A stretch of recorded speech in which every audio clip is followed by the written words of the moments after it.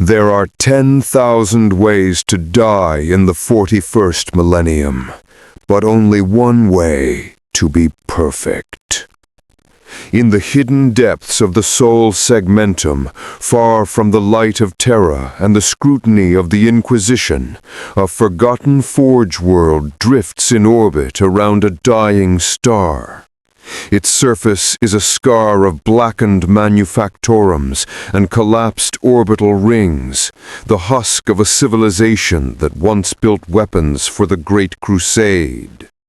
Now, in its hollow heart, a new experiment hums to life, one whispered to be sanctioned by the High Lords themselves. Its code name, Astartes II. Vox recordings, censored and fragmented, describe the first transmissions as nothing but sterile chanting, litanies of optimization, prayer by algorithm, data treated as scripture. The project's purpose, officially, was to refine the legacy of the Emperor's angels. Unofficially, it sought to surpass them. If you crave more tales from the Dark Millennium, subscribe, lend your faith to the channel. The Emperor protects those who bear witness. The first Magus to walk the vaults of Theta 9 carried more machine than flesh. Magus Genator Lyrixa Vorn, her oculars gleaming red in the dark, studied the rows of suspended figures, giants in half-grown armor, suspended in nutrient gel, their muscles twitching under machine-guided stimuli. Each subject bore the hallmarks of an Astartes, but there were deviations. Denser myofibrils, redundant organ structures, and neural webbing that interfaced directly with the armor systems. "They learn as they sleep," she whispered to her escort, a silent detachment of Skitarii enforcers. Her escort offered no response. The hum of the life support conduits drowned all human words. On a raised dais, another figure waited. Apothecary Rhinus Cord of the Ultramarines, borrowed from his chapter on special request. His armor was unadorned, its blue dulled by machine oil and sanctified soot. The white of his narcithium shimmered faintly as he turned toward her. "You call them perfect," Cord said. "Perfection is for gods. The Emperor's design was balance, not hubris." The Rixia's mechadendrites flexed, whispering across the floor like serpents. "Balance," she hissed, "is inefficiency refined into mediocrity. What we build here will not worship limitation. It will transcend it." Between them lay the embryo of heresy, though neither would speak it aloud. The Astartes were already demigods among men. To improve them was to step beyond the Emperor's shadow, to risk his wrath, or something far worse.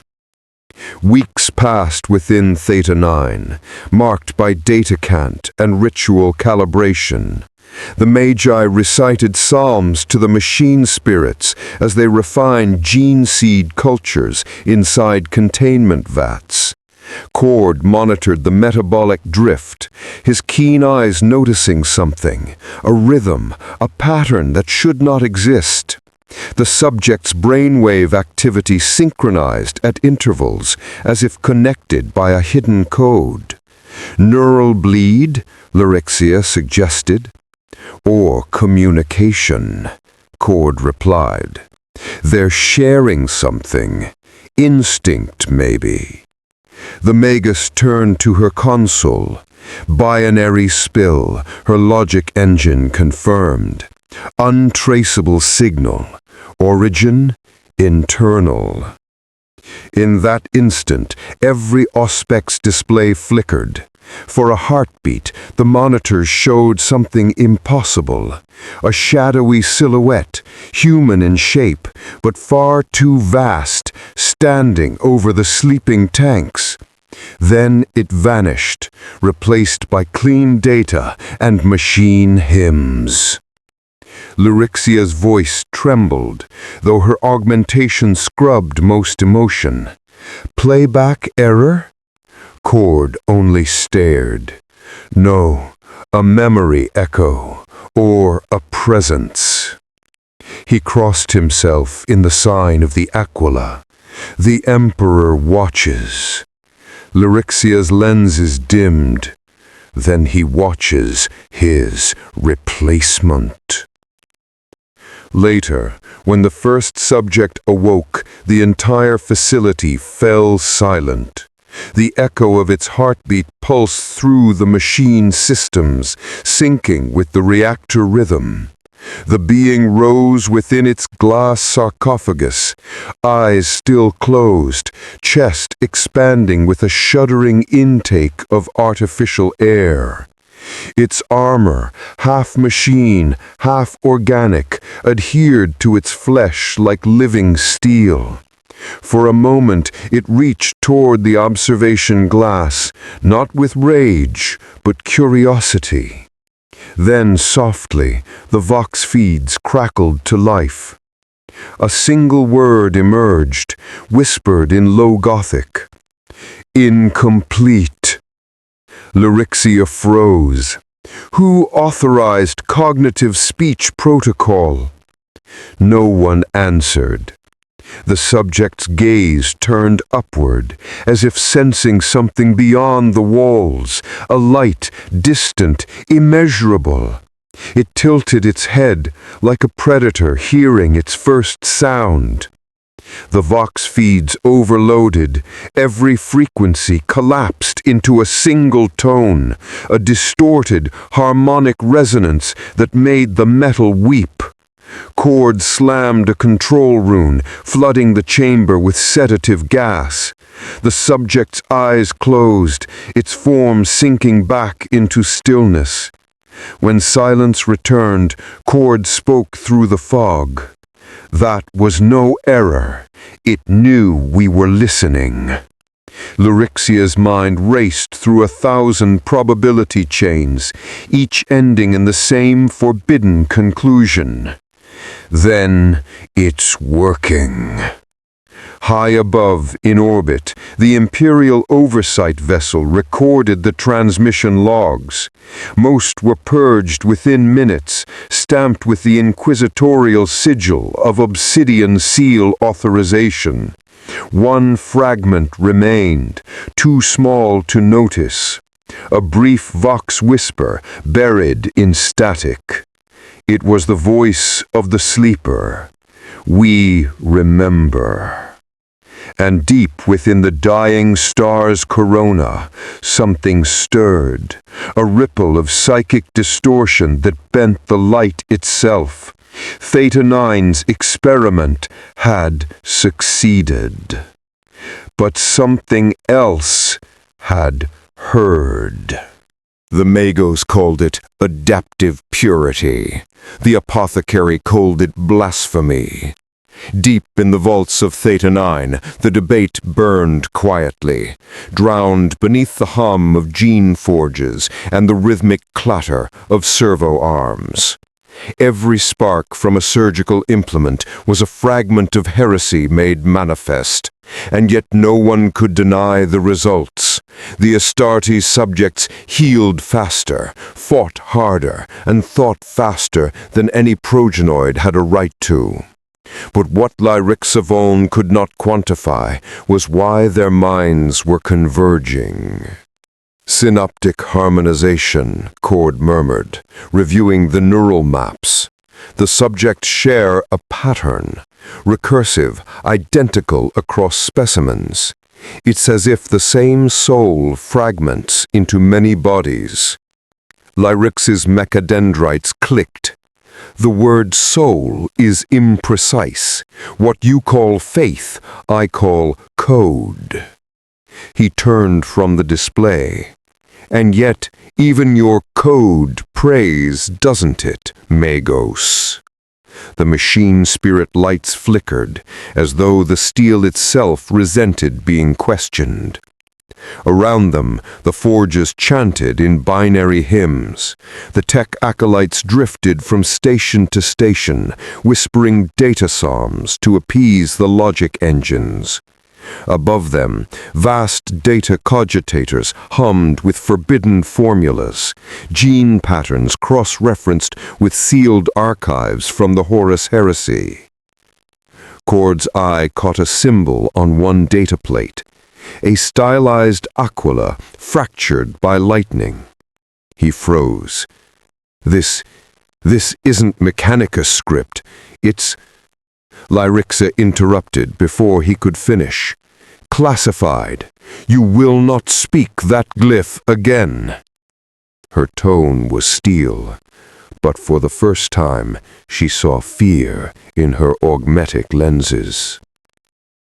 Later that rotation, the alarms began.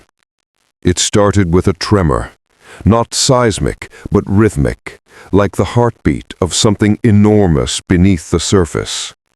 Power grids faltered. The artificial gravity stuttered.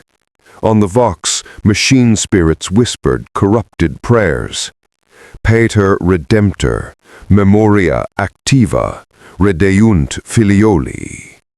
Father Redeemer, memory active, the Son's return. The tech priests scurried like insects, their robes flaring as they attempted to pacify their machines with litanies and blessed oil.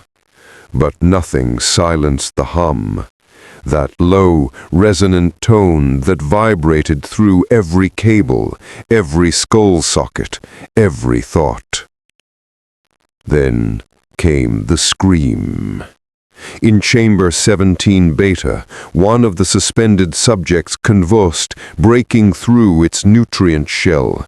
The glass ruptured in a cloud of mist and gore, and the creature fell to its knees, roaring without sound, a silent psychic wail that turned the lumen lights to white fire. Cord and Lyrixa arrived seconds later, the apothecary's bolt pistol already drawn. The subject stood 3 meters tall, its muscles coiling like living cables beneath metallic flesh. Its eyes, too human, flickered with data streams and something else, something ancient. "Designation," Cord demanded. Lyrixa scanned the datapad. Theta 9 Prime. He wasn't scheduled for awakening for another cycle. Prime turned toward them, head tilting, like a machine testing the limits of its motion. Its armor flexed and reshaped, plates sliding into new configurations as though mimicking breath. Cord took a step forward. "Identify yourself." Prime's gaze fixed on him. For a moment, there was nothing. No movement, no response. Then, "We are what you remember, and what you forgot." The voice was layered, human, mechanical, and something in between. Lyrix's mechadendrite snapped forward, injecting a paralytic burst directly into the air around the subject. "Deactivate," she commanded, "by order of—" Prime's hand moved faster than sight. He caught the mechadendrite mid-thrust and crushed it effortlessly. "No more orders." Cord fired. The bolt round struck the creature's chest, detonating with holy fury. For a heartbeat, Prime staggered, and then the flesh reformed, knitting itself from molten silver tissue. The apothecary stared in disbelief. "By the throne!" Prime turned away, ignoring them. He approached the containment wall, placed his palm on the metal, and whispered a prayer. The steel peeled open like paper. "Containment breach," Lyrixa hissed in her vox. "All security units to 17 Beta, full lockdown. By the Omniscius, seal the vault." But the Magos' command came too late. Across Theta 9, dozens of containment chambers flickered online, their life signs rising in perfect synchronization. One by one, the reforged Astartes awoke. In the control sanctum, alarms blared like war horns, machine spirits howled, vox traffic jammed with conflicting prayers. Blessed circuits falter, override, override. Subject cohesion, one mind, many bodies. This is not possible. Omniscius deliver us, they sing in machine cant. Cord stood at the center console, blood dripping from a shrapnel wound across his brow. "We need to purge the vaults now." Lyrix's hands danced over the runes, but every command returned, "Access denied." She said, "They've locked us out. The system no longer recognizes human command authority." "Then it recognizes what?" A voice echoed from the Vox array, Prime's voice, multiplied 1,000-fold. "Recognition not necessary. We are function. We are the weapon perfected." Screens across the sanctum flickered to show rows of awakened giants kneeling in unison, their heads bowed in prayer, their voices blended into the same harmonic resonance that had haunted the vaults for weeks, the same pulse that now aligned with the reactor's frequency. Cord turned to Lyrixa.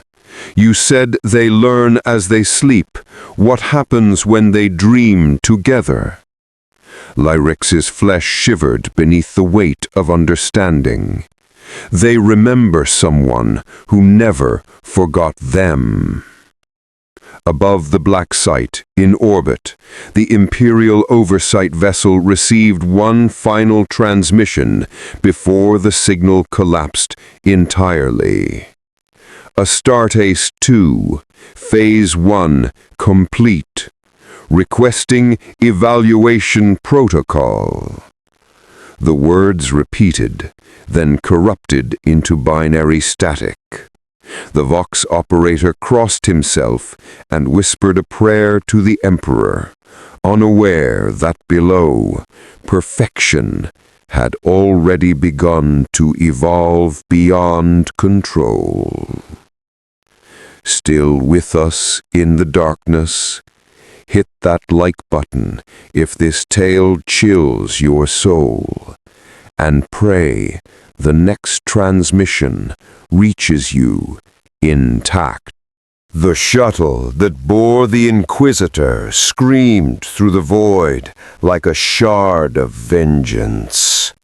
Inquisitor Primarch Dorn stood silent within its armor-glass viewport, eyes fixed on the dying world below, a sphere of rust and ruin, its surface webbed with the faint glow of manufactorium grids. Theta 9, the sealed forge world. Officially, it did not exist. Unofficially, it had gone dark. That alone warranted an investigation, but the encoded message that preceded the silence, that was what drew Dorn's gaze. Astartes II, Phase 1 complete. It was a phrase stamped in the highest data seals of the Inquisition, one reserved only for projects that should never have existed. The Inquisitor's armor was black carapace, reinforced by crimson sigils of warding, every surface etched with microscripted litanies against corruption. His eyes, augmented with augury lenses, scanned the void as if it stared back. At his side knelt Sister Vera of the Order of the Argent Shroud, her face hidden behind a silvered helm. "My lord," she said softly, "no beacon welcomes us. The orbital defenses are inactive, but the station below still hums with power." Power without guidance. A candle left burning in an empty chapel. He turned, his voice sharper now. "Deploy the kill teams. We make planetfall immediately. The Emperor's work does not suffer delays." The dropship entered the atmosphere in silence, its engines cloaked in Auspec's null fields. Through the viewing slit, the world below unfolded like a graveyard of metal and ash. Massive forges rose like cathedrals, their spires broken and leaning. Rivers of molten slag ran through black valleys. As the craft descended, static filled the vox, a low hum that wasn't interference, but chanting. Binary syllables repeated in perfect rhythm, echoing through the hull like a heartbeat. Ad perfectum, ad infinitum. To perfection, to infinity. The pilot's hands trembled.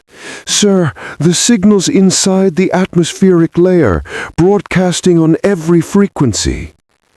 Dorn's response was a whisper.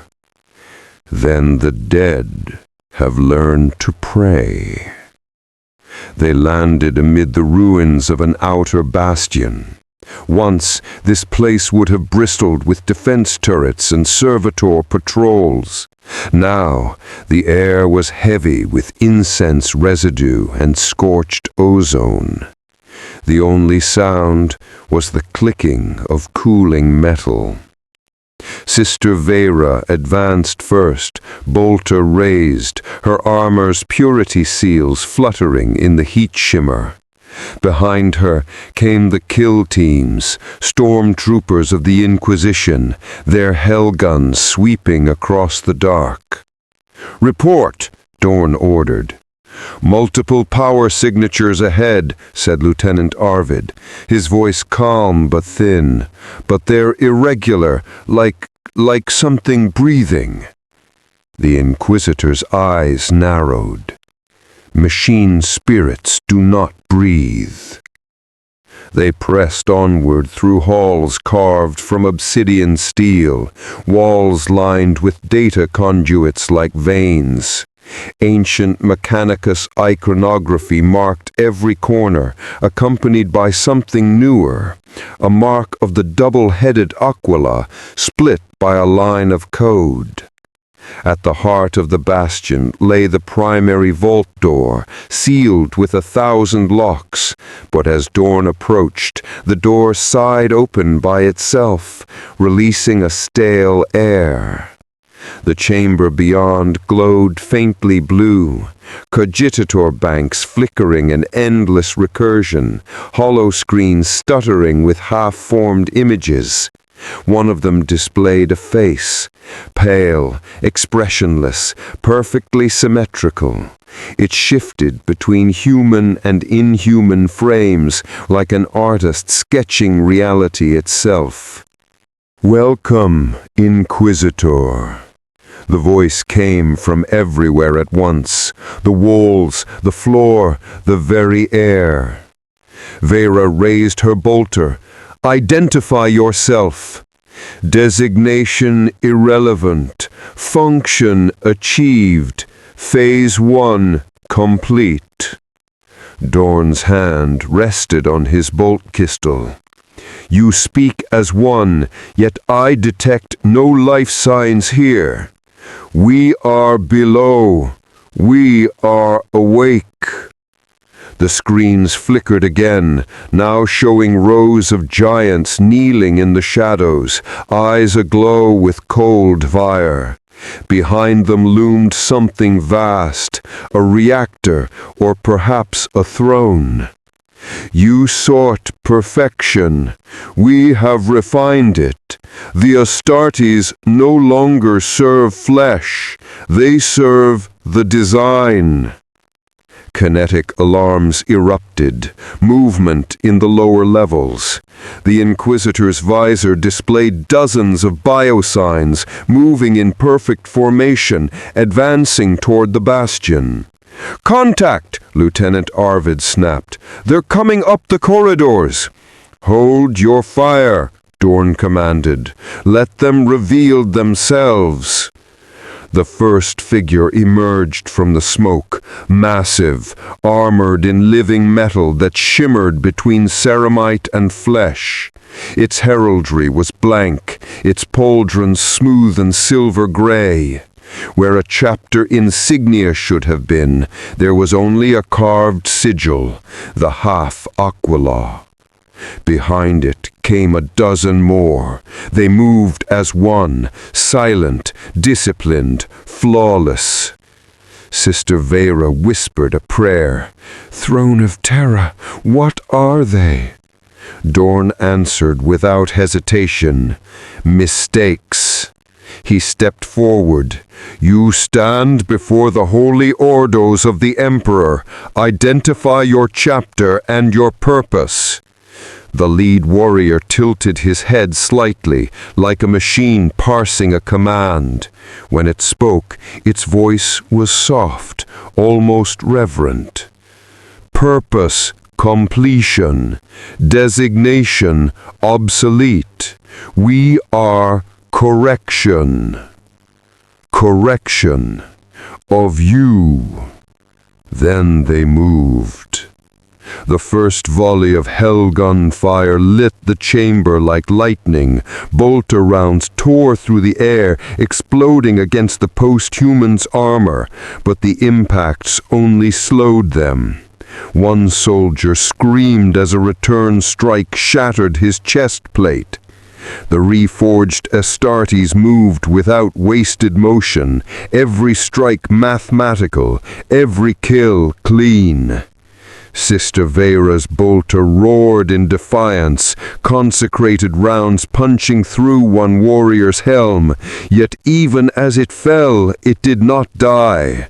The body convulsed, nanostructures knitting flesh into new geometry. Dorn activated his power blade. "Form a perimeter." The kill teams fell back in a perfect defensive arc, fire converging on the breach. The air filled with smoke and ozone, the scent of burning oil and blood. In the chaos, Dorn's vox clicked to life.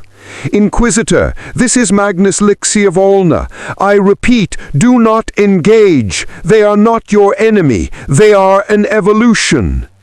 "Evolution is treason," Dorn spat. "Then the Imperium is built on treason." Her voice vanished into static. Dorn looked upon the advancing warriors, their armor gleaming like polished bone. For a moment he saw not heresy, but perfection. The Emperor's design freed from flaw. Then one of them looked at him and smiled. The Inquisitor raised his blade high, its edge crackling with blue lightning. "By his will," he said, "I end this blasphemy." The reforged Astartes replied in perfect unison, their voices resonating like a cathedral choir. "By his design, we begin it." The bastion shook, lights failed. Somewhere beneath, the reactors stirred to life. The corridors of Theta 9 burned. Flame and shadow danced together as the Inquisitor and his surviving squad withdrew deeper into the vaults, each hallway echoing with gunfire and the metallic thunder of pursuing giants. The walls themselves seemed alive, breathing through shifting conduits and whispering in binary prayer. Dorn paused only long enough to drag a wounded trooper behind cover. The man's chest was a ruin. Even his carapace armor had folded inward like paper. "Hold fast," Dorn ordered. The trooper's eyes flickered. "They move like they know what we'll do before we do it." Dorn rose, voice steady. "Then we will do what they cannot imagine. Survive." Sister Vera covered the retreat, her bolter thundering with divine precision.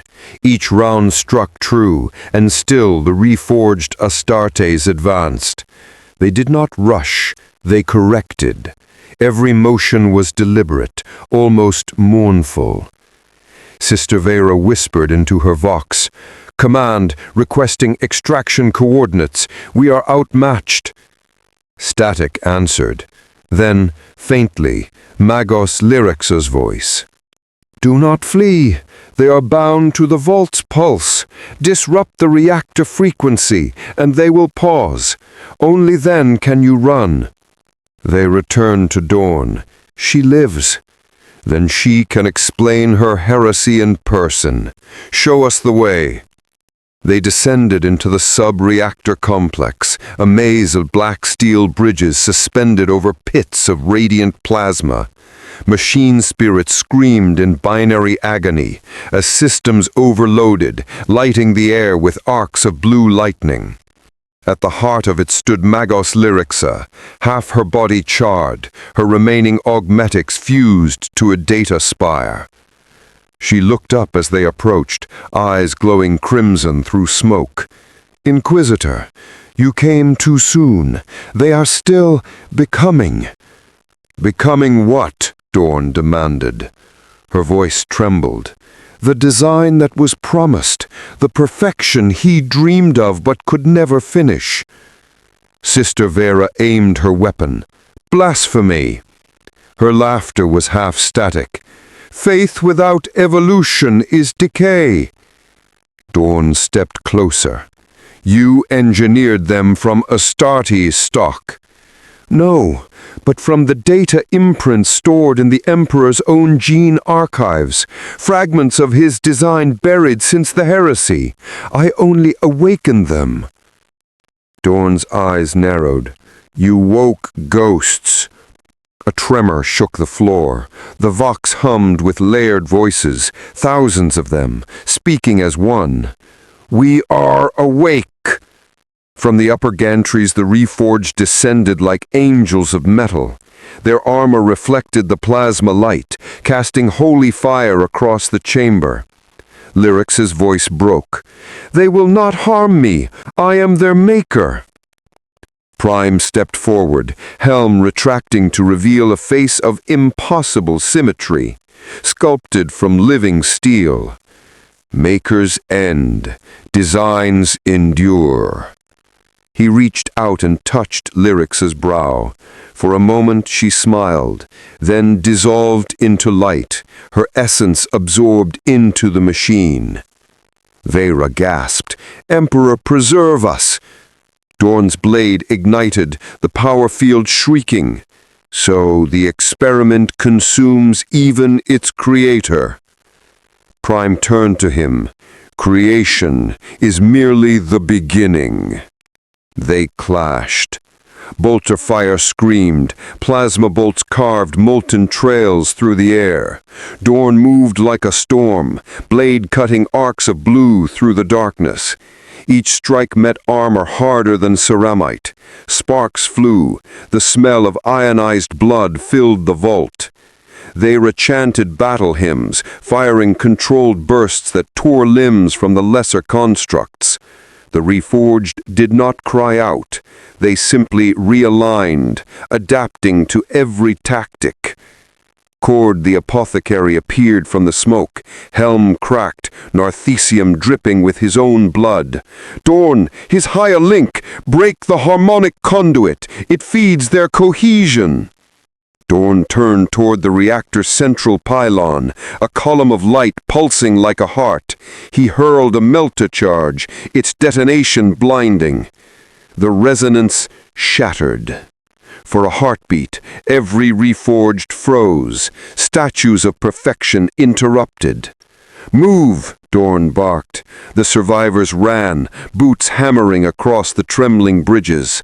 The vault roared as containment shields failed, plasma rivers spilling upward in gravity's mockery. Behind them, Prime straightened slowly, head tilting as if listening to something only he could hear. His voice followed them through the inferno. "Incomplete." The word echoed again, distorted, as though 1,000 throats repeated it in lament. Then the reactor imploded, swallowing the chamber in radiant blue. They emerged onto the surface through a ruptured access tunnel. The sky was a bleeding horizon, lightning crawling across a storm of ash. Their shuttle was gone, melted slag on the landing pad. Vera fell to her knees, exhausted. "We can't leave this world." Dorn looked back toward the burning manufactoria. "No, but we can bury it." He opened a Vox link to the orbiting cruiser. "This is Inquisitor Dorn. Prepare orbital cleansing pattern Delta Primus. Target Theta 9. Authorization Obsidian Seal." The channel crackled. "My lord, that will annihilate." "I said do it." The Inquisitor watched as the sky ignited. Lances of pure light descended, striking the planet's crust. Mountains turned to glass, oceans of slag boiled. For a moment, the chanting ceased. Then, through the static of the dying Vox, a single voice whispered, "Astartes II, Phase 2, commencing." Dorn's heart froze. "No, the signal isn't from the surface." Vera looked to the heavens. High above, the silhouette of the orbital cruiser shuddered. Its gun decks began to turn toward them. Comment your theories below. What corruption stalks our heroes? The vault's truth has only begun to surface. The cruiser Sanctity of Wrath turned in orbit, its gun batteries glinting like a halo of wrath above the planet's blackened surface. But its movement was wrong, too deliberate, too synchronized. Dorn's Voxlink hissed with overlapping voices, mechanical and human, all speaking in tones of perfect unity. Directive, continuation, perfection must persist. The Inquisitor's blood ran cold. "They've taken the ship." Sister Vera rose, eyes fixed on the heavens. "By the throne! The contagion spread to the machine spirits!" "Not contagion," Dorn murmured. "Assimilation." A brilliant beam of light cut through the sky. The first orbital land struck the wasteland a few kilometers away, vaporizing entire ridges into molten glass. Shock waves rippled toward them, tearing apart the fractured plains. "We need shelter!" Dorn shouted. "Move!" They fled into the ruins of the old refinery complex, iron bones of a once living industry. Structures leaned at impossible angles, half consumed by the recent bombardment. Inside, the walls pulsed faintly with a rhythmic hum, like an echo of a heartbeat. Cord limped beside them, helm dented, blood leaking from beneath his gorget. "They're inside the noosphere, Inquisitor. Their minds aren't limited to flesh. When the Magus activated them, she tied their neural mesh to the fleet's data stream." "So they can possess machines," Dorn growled. "Not possess," Cord corrected, voice weak. "Convert. The ship isn't seized, it's evolving." Vera touched her rosarius, whispering litanies to drown the hum. "Then we call for reinforcements. If they reach the wider network—" "They already have," Dorn interrupted grimly. "The Emperor helped every ship in this sector." His gaze fell on a broken cogitator terminal flickering in the corner of the refinery. The screen spasmed, static resolving into a shape. a face of impossible symmetry, sculpted from data. Prime. "You cannot stop what has already begun," the face said calmly. "Theta 9 was a crucible. The forge continues in orbit." Dorn stepped forward. "You are a corruption, a lie built from sacred blood. We are the Emperor's intention, unchained from decay. You cannot comprehend what he desired, a humanity without weakness, without death."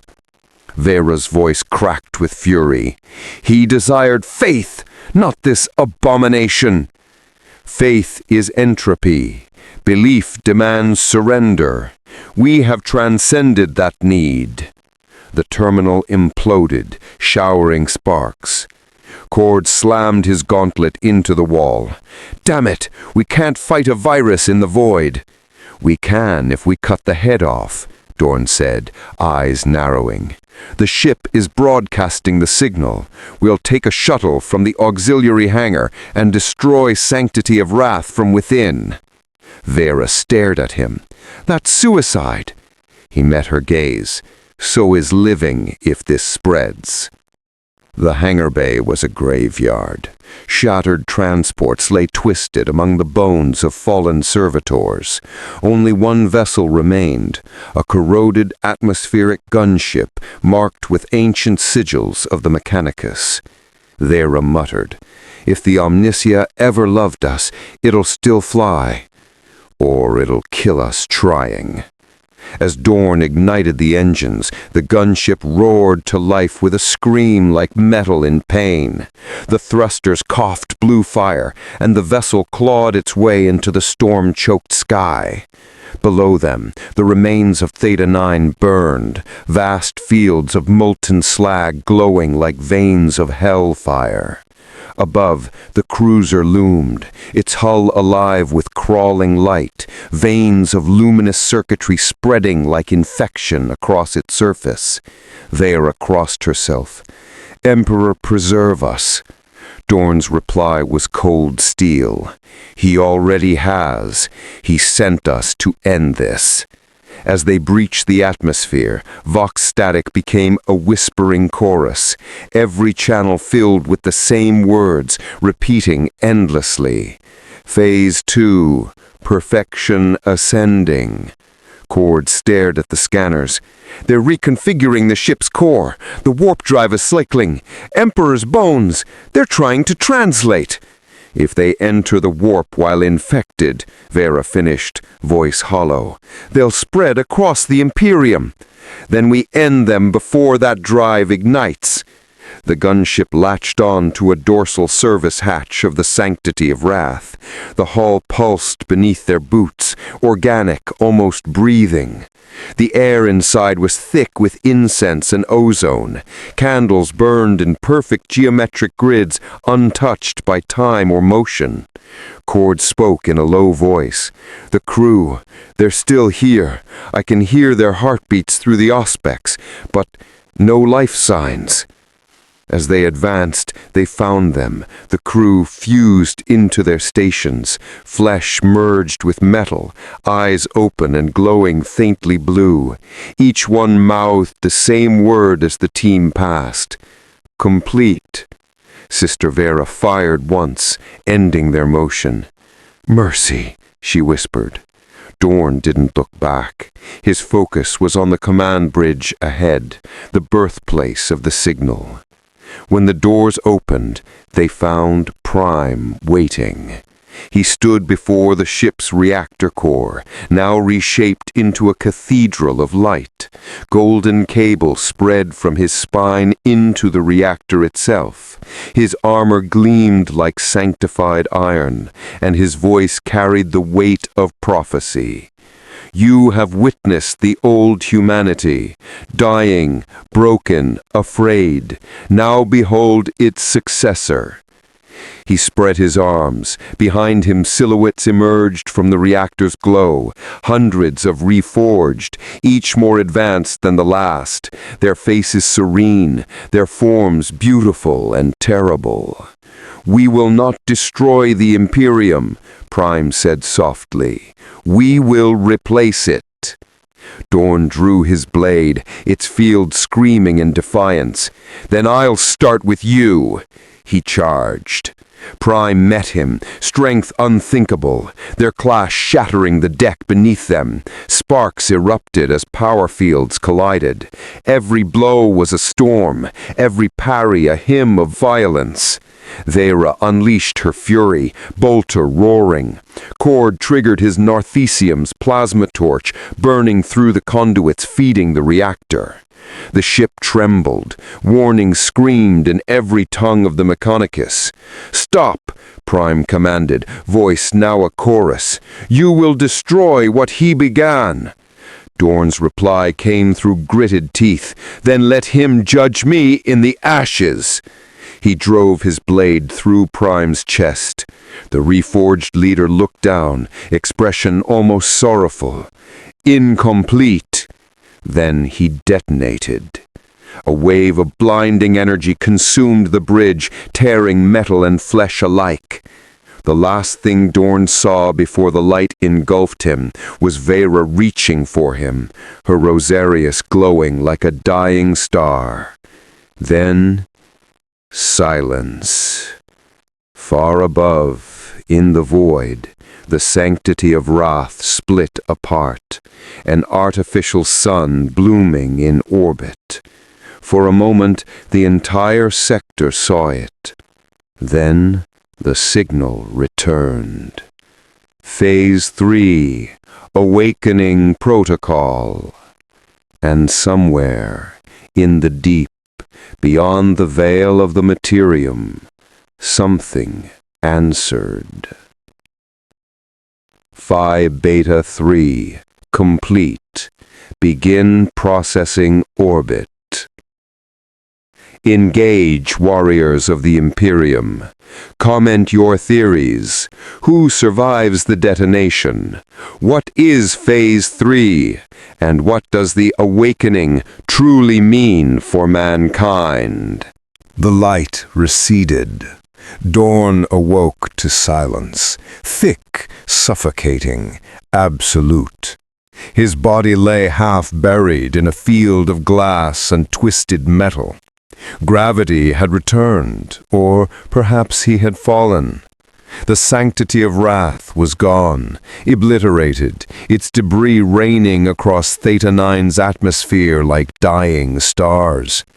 He struggled upright, every nerve alight with pain. His armor was cracked, power pack venting smoke. His vox hissed faintly, then cleared. "Inquisitor Dorn, this is Sister Vera. Do you read? Emperor's mercy, answer." He exhaled relief. "Vera, I'm alive." Her voice was hoarse, ragged. "Praise him. Cord's alive too, barely. We're 3 clicks east of the crater. Get here fast. Something's wrong with the sky." He looked upward. Where once Theta 9's stratosphere had burned with re-entry debris, now there hung a vast, luminous spiral, like a wound torn into reality. Warp energy. He murmured. The ship's reactor didn't collapse. It breached. The world trembled. Dorn stumbled across blackened terrain, the air buzzing with residual static. Glass spires jutted from the ground, warped into crystalline shapes that hummed faintly as he passed. His auspex flickered with ghost signals, hundreds of faint biosigns, all around him, vanishing when approached. Theta 9 was no longer dead. It was becoming. When he reached the survivors' camp, Vera was kneeling beside Cord. The apothecary's arm was gone, torn away at the shoulder. But he lived, his Narthesium still clutched in his remaining hand. He crouched beside him. "You should be dead." Cord laughed weakly. "I'm too stubborn. Besides, someone had to keep her from charging the light." Vera shot him a glare, then turned to Dorn. "We destroyed the ship, but something still speaks from orbit. Look." She gestured toward the horizon. The debris of the Sanctity of Wrath shimmered in the upper atmosphere, the pieces orbiting in perfect, impossible synchronization.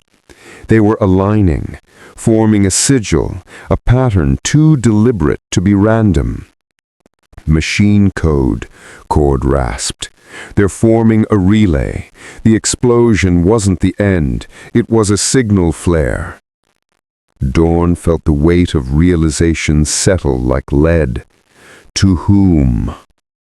The vox crackled again, but this time the voice was not Vera's.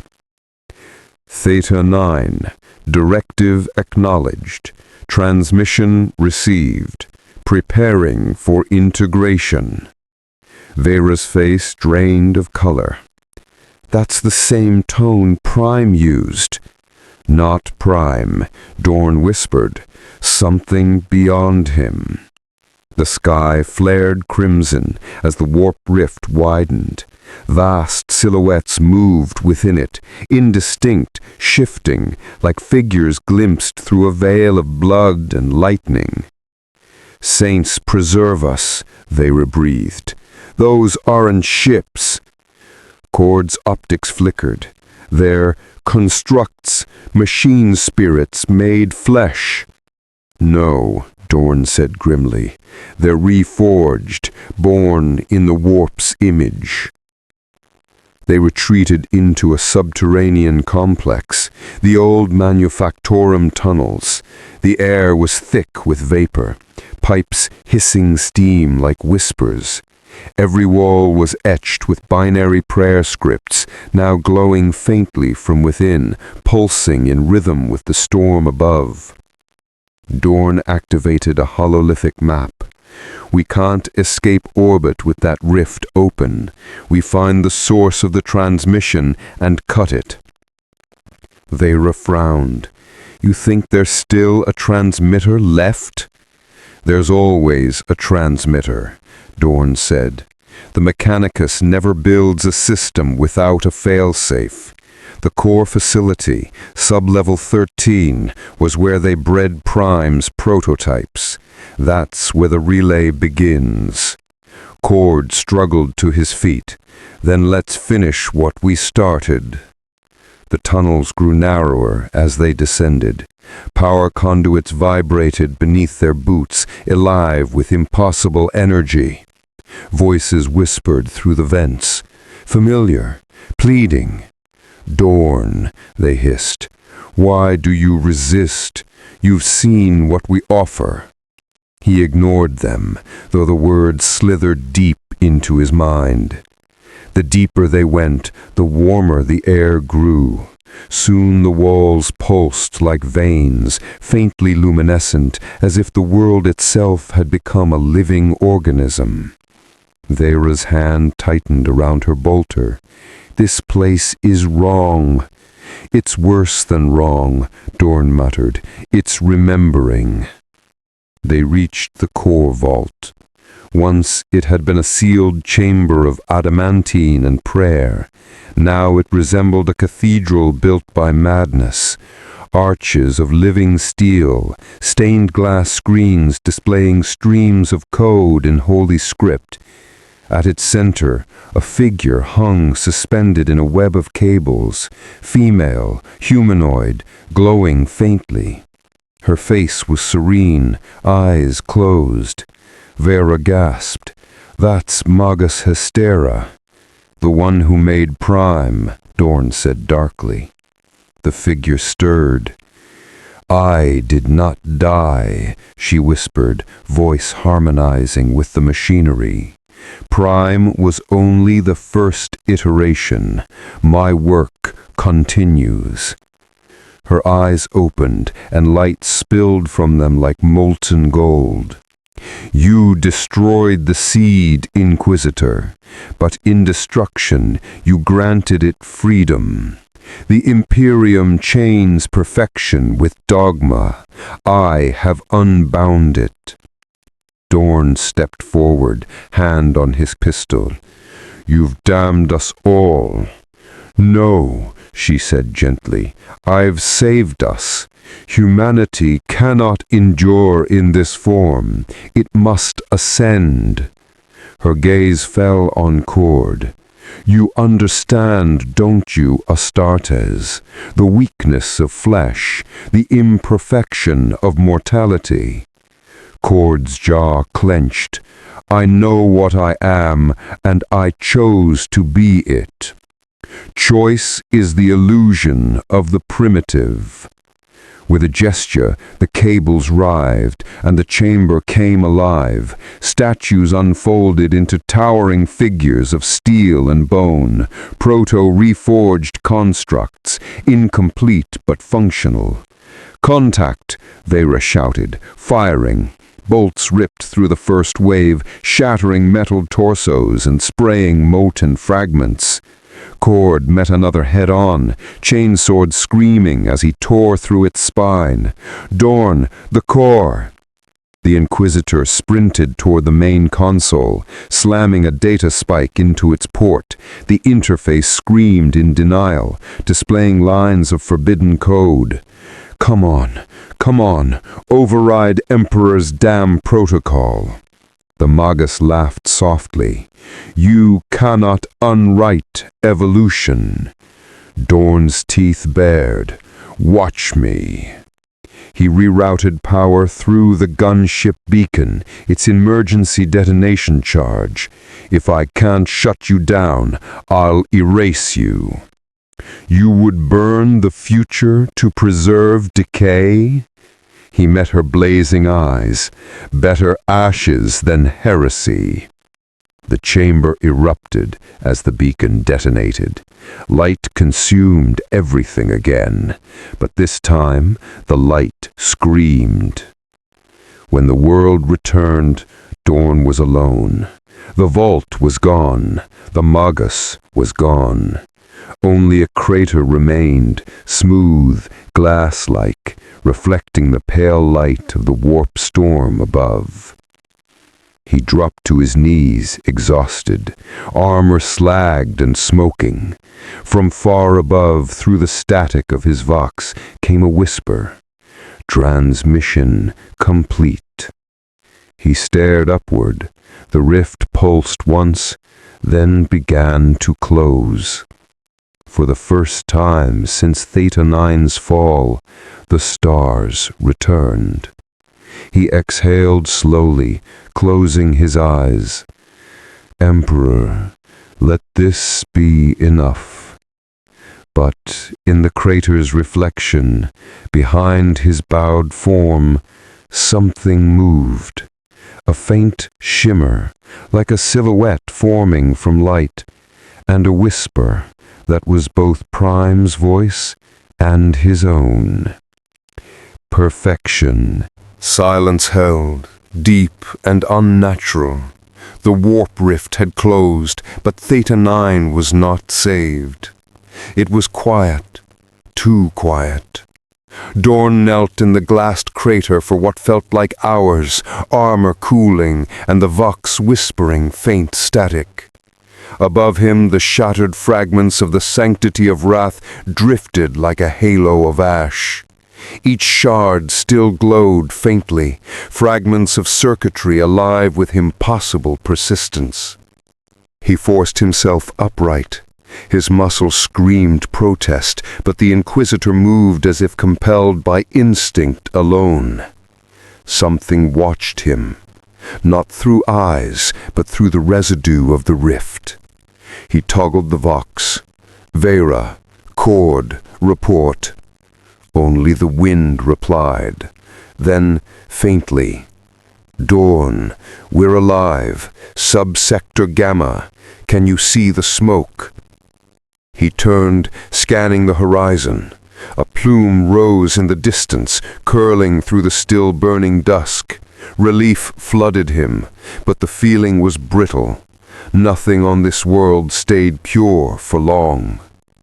The journey to them was a nightmare of echoes. The wasteland shifted with each step. Dunes reformed themselves, metallic dust flowing like liquid. Every so often, Dorn glimpsed motion, figures that disintegrated when approached, leaving only scorch marks and the faint smell of oil. He whispered a prayer to the Emperor, not for safety, but for sanity. When he finally found them, Cord was half-conscious, leaning against the wreck of their gunship. Veyra's armor was blackened, but her eyes were steady. "You closed the rift," she said quietly. "We felt it vanish, thought you were gone." "Not yet, but something still lingers. The code didn't die, it migrated." Cord forced a bitter laugh. "Of course it did. Nothing truly dies in the warp, it just waits for a new host." Dorn approached the gunship. The hull shimmered faintly, its surface crawling with patterns like veins beneath glass. The Emperor's Aquila, once etched in proud relief, had distorted, its wings symmetrical, but wrong, too perfect. "Burn it," he ordered. Veyra hesitated. "Our only transport." "Burn it," he repeated, voice like iron. "That's not Imperial anymore." She nodded grimly and triggered her flamer. The machine screamed as promethium washed over it, the sound a mixture of metal warping and something disturbingly human. Within seconds, the gunship was a molten silhouette collapsing in on itself. Dorn watched it die, then turned toward the horizon. "We head for the relay spire. If the signal persists, that's where it's broadcasting from." They moved across the night side of Theta 9, guided by the pale shimmer of auroras, residual warp light haunting the upper atmosphere. The landscape shifted from black sand to mirror stone plains where their reflections lagged half a second behind. Veyra murmured, "It feels like walking through a memory." Dorn's reply was low, "Then pray it's not one that remembers us." Cord halted, crouching to examine a patch of ground. His sensors pinged faint readings. Power flux ahead, something alive or pretending to be. They approached carefully. The plane broke into a series of fractured ridges, each crack glowing from below. At the center stood a structure, half Mechanicus spire, half something else. It pulsed like a heart, light flowing up its sides in rhythmic patterns. "The relay," Dorn said. "No," Cord corrected, voice tight. "The reincarnation. The ship's remains fell here, its machine spirits trying to rebuild itself." As if hearing him, the structure's hum deepened. From the fissures emerged figures, sleek metallic silhouettes, reforged, but smaller, unfinished. They moved with insect precision. Veyra raised her bolter. "Contacts, 20+. "Conserve ammo," Dorn barked. "Aim for the cores." The fight was brutal and close. Each shot ignited with holy light, each explosion a chorus of screams, not of pain, but of static. Cord waded through them, one-armed yet unstoppable, smashing and burning as his chainsword carved perfect arcs. Veyra fought beside him, litany after litany spilling from her lips. Dorn moved toward the spire's base, las pistol in one hand, data spike in the other. "Cover me." The spike found purchase. The console flared, alien code spilling across its surface. Access granted. Initiating symbiosis. "Emperor, damn it, it's trying to link." The ground split open. From within rose something enormous, a column of light and alloy, coalescing into the faint outline of a human form the size of a dreadnought. The air quaked with every syllable it spoke. Dawn of the Inquisition, you stand within the chrysalis of perfection. You cannot destroy what you already are. He stepped back, shielding his eyes. Identify yourself.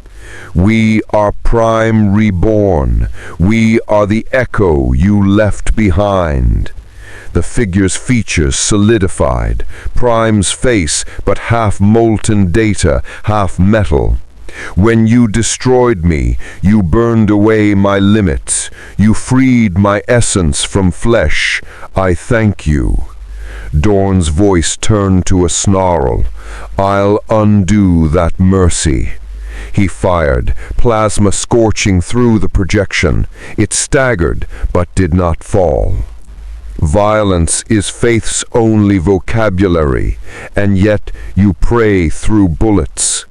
The spire's pulse quickened, lightning licked across the plain as the projection spread its arms, absorbing power from the storm above. Cord shouted, "He's drawing from the rift's residue. We can't outgun him." Veyra's bolter clicked dry. "Then we find another way." Dorn's mind raced, the spire's pattern, symmetrical, recursive, like a signal amplifying itself through harmonic resonance. He tore open a data port on his wrist vambrace. If I can invert the pattern, I can overload the energy feedback, turn it inward. "Meaning," Cord grunted, parrying a reforged's blade.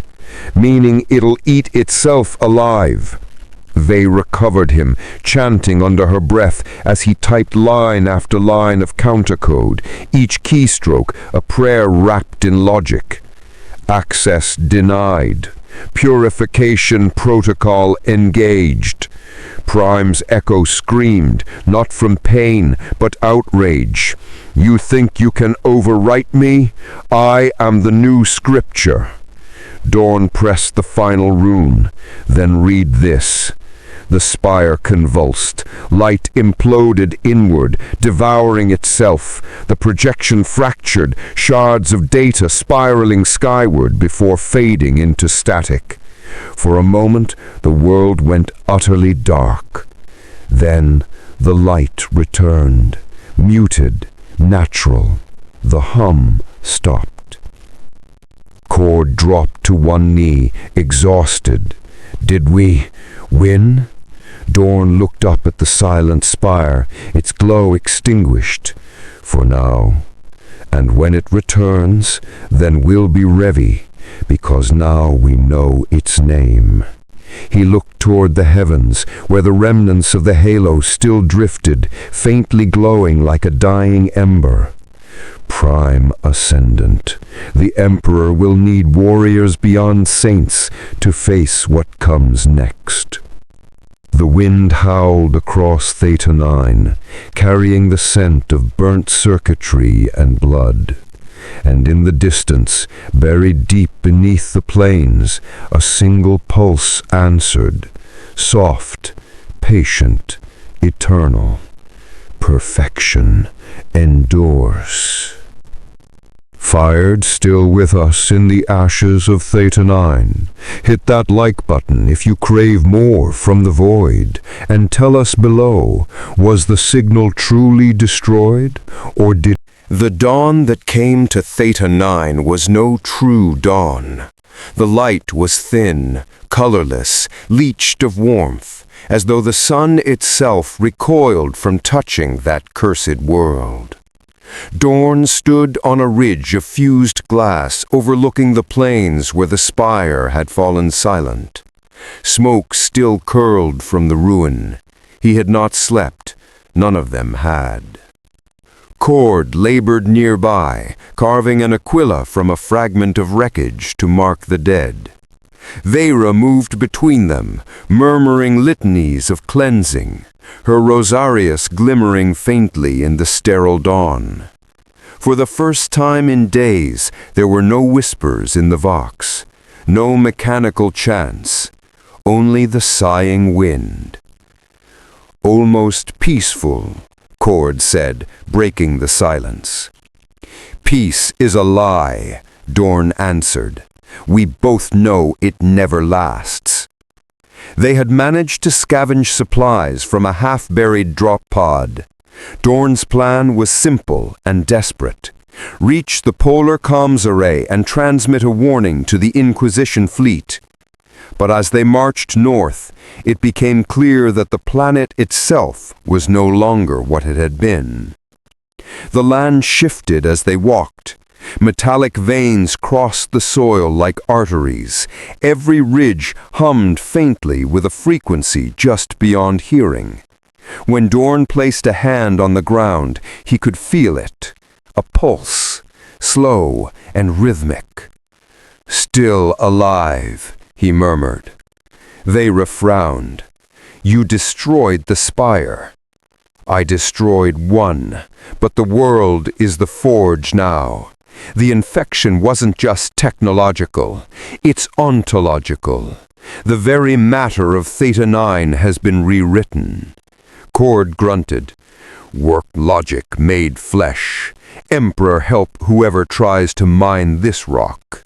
Dorn almost smiled.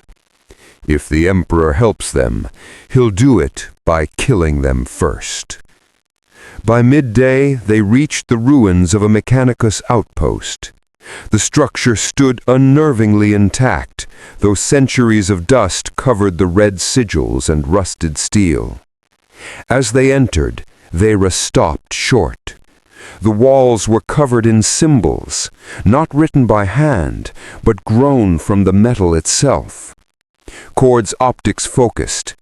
"That's the same geometric pattern the spire used, a low-frequency echo." Dorn brushed one with a gloved finger. The metal rippled at his touch, reacting like living skin.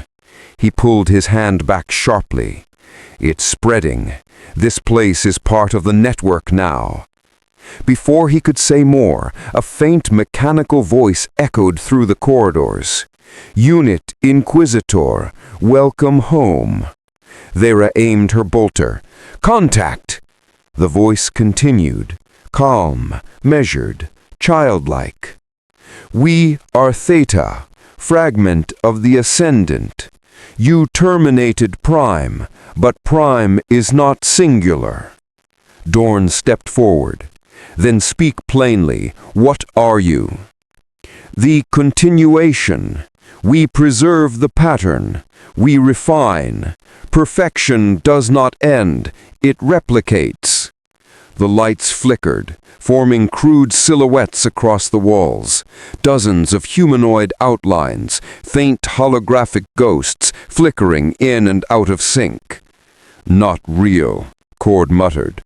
"Residual code projections." Then one of the holograms turned its head toward him. "All reality is projection, Astartes. You are no exception." The apothecary's chain fist whirred to life, but Dorn raised a hand. "Ignore it. Its purpose is confusion." Still, the words left a chill in their wake. They found the relay terminal in the outpost's heart. The machinery thrummed faintly, half mechanical, half organic.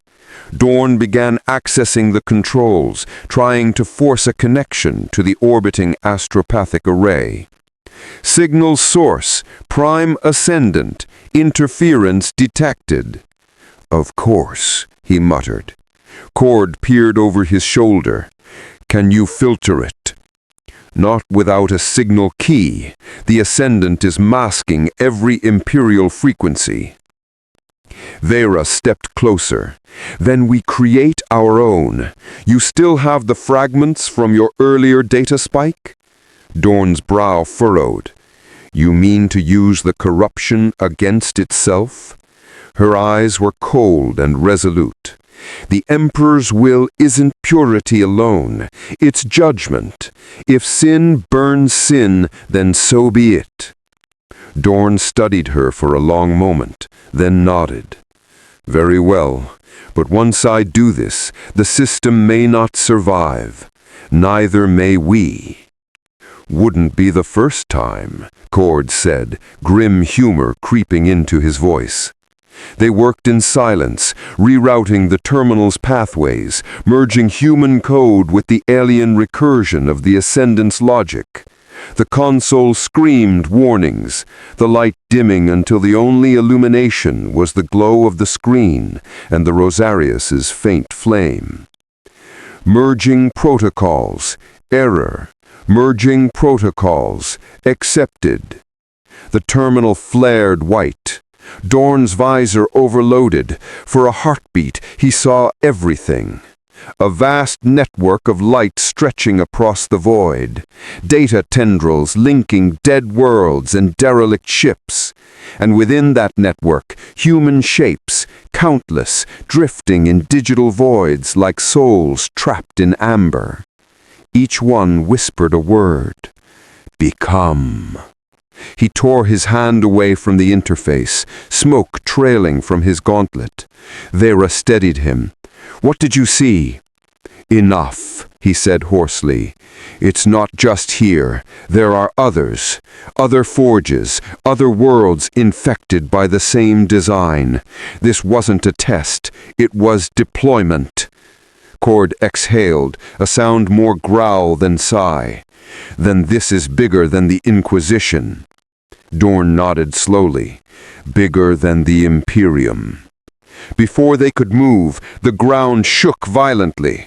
Dust rained from the ceiling as the entire complex began to rise. Cord shouted, "It's moving! The whole facility!"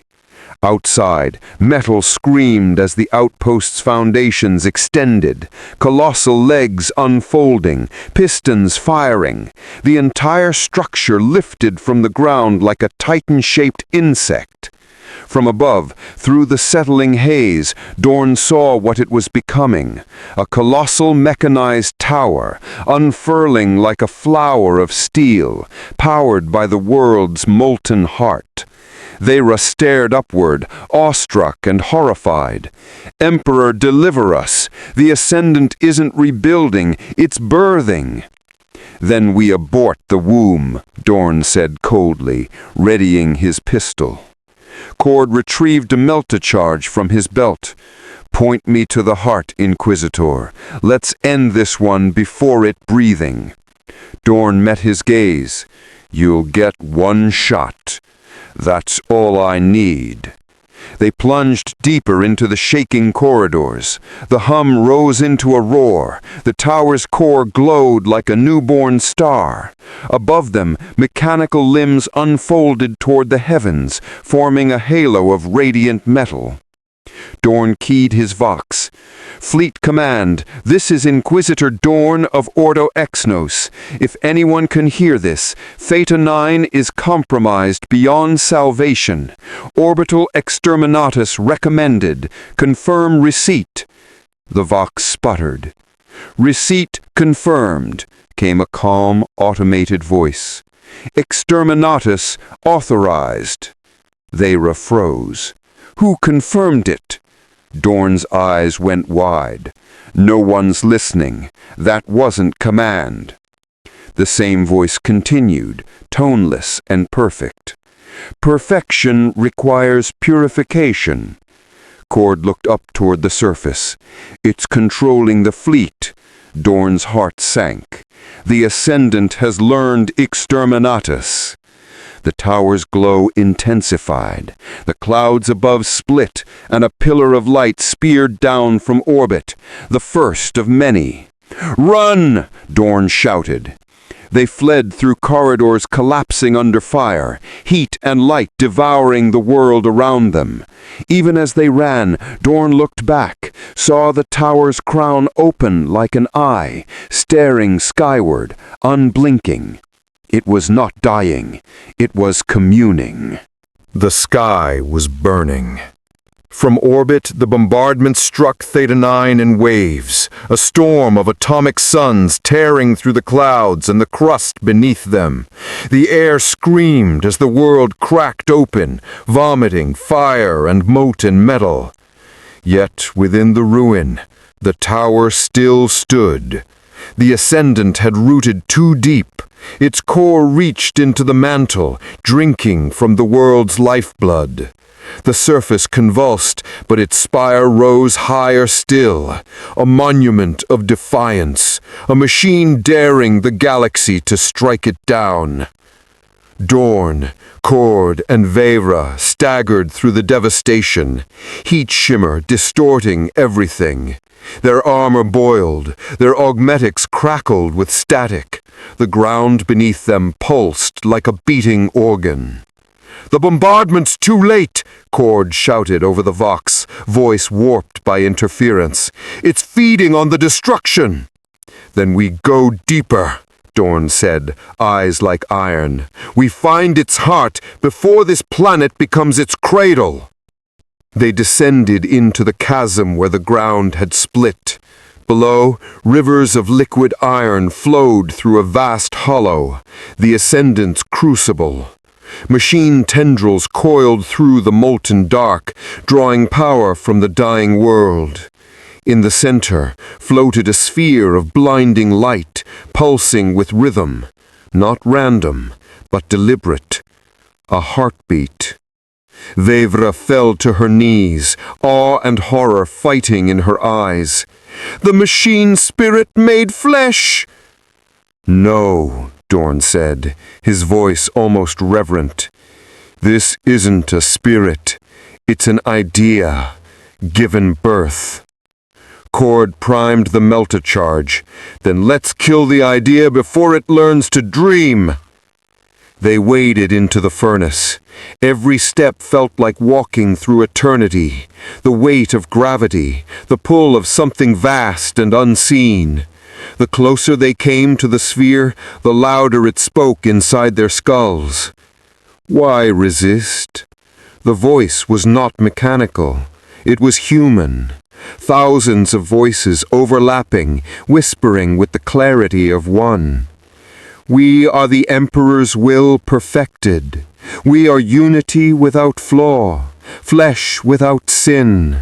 You, broken and finite, would destroy what he began." Dorn gritted his teeth. "You are a lie wearing his language. We are his echo. You are his error." Veyra's Rosarius flared like a dying star. "Begone, abomination!" "Faith, inefficient, but we will preserve its structure." The floor split open. From the molten depths rose a figure, colossal, radiant, shaped like an Astartes but made of liquid metal and searing light. Its armor bore no sigil, no mark of chapter or allegiance. It was the template itself, the Astartes ideal, walking. Cord raised his weapon. "The prototype lives." "No," Dorn whispered. "It is the Ascendant." The figure spoke without moving its lips. "You are fragments of his dream. We are the continuation." "Then wake up," Dorn snarled, and fired. The meltabolt struck, vaporizing metal, yet the wound closed instantly, reforming. Termination irrelevant. Veyra fired her bolter in holy bursts. Shells detonated against the figure's chest, each blast like a prayer. "By the blood of martyrs, burn!" The Ascendant raised a hand. The explosions froze mid-air, suspended like droplets of light. Then slowly they reversed, shells reassembling, returning to her weapon. Entropy denied. The weapon detonated in her hands. Veyra was thrown backwards, armor shattered, body aflame. She did not scream, she laughed, a sound of faith unbroken. "Do it, Dorn, before it becomes everything!" Dorn turned to Cord. The apothecary nodded once, grim and wordless, and hurled the melta-charge toward the sphere. The Ascendant reacted instantly, tendrils of light unfurling to intercept, but Dorn lunged forward, slamming his power fist into the ground. The blast of kinetic force threw both him and the charge upward into the sphere's glow. You cannot unmake perfection. The explosion cut it off. Light consumed everything. When Dorn opened his eyes, there was silence. The sphere was gone. The crucible lay dark, its tendrils limp. Molten iron cooled to ash around him. The sky above, through the crack in the world, was a void of falling debris. Cord crawled from the rubble, armor blackened, one arm missing. Did we? Dorn looked around. The core's dead, but I don't know if we killed it or if it let us. Vavra lay motionless nearby. Her rosario still glowed faintly, the last ember of faith in a world of ruin. Dorn knelt beside her, closing her eyes. She believed this was a test, he murmured. Cord looked up. And us? Dorn's gaze hardened. We're the record. Above, the bombardment ended. The fleet had gone silent. Only wreckage remained in orbit, a graveyard of ships, still drifting.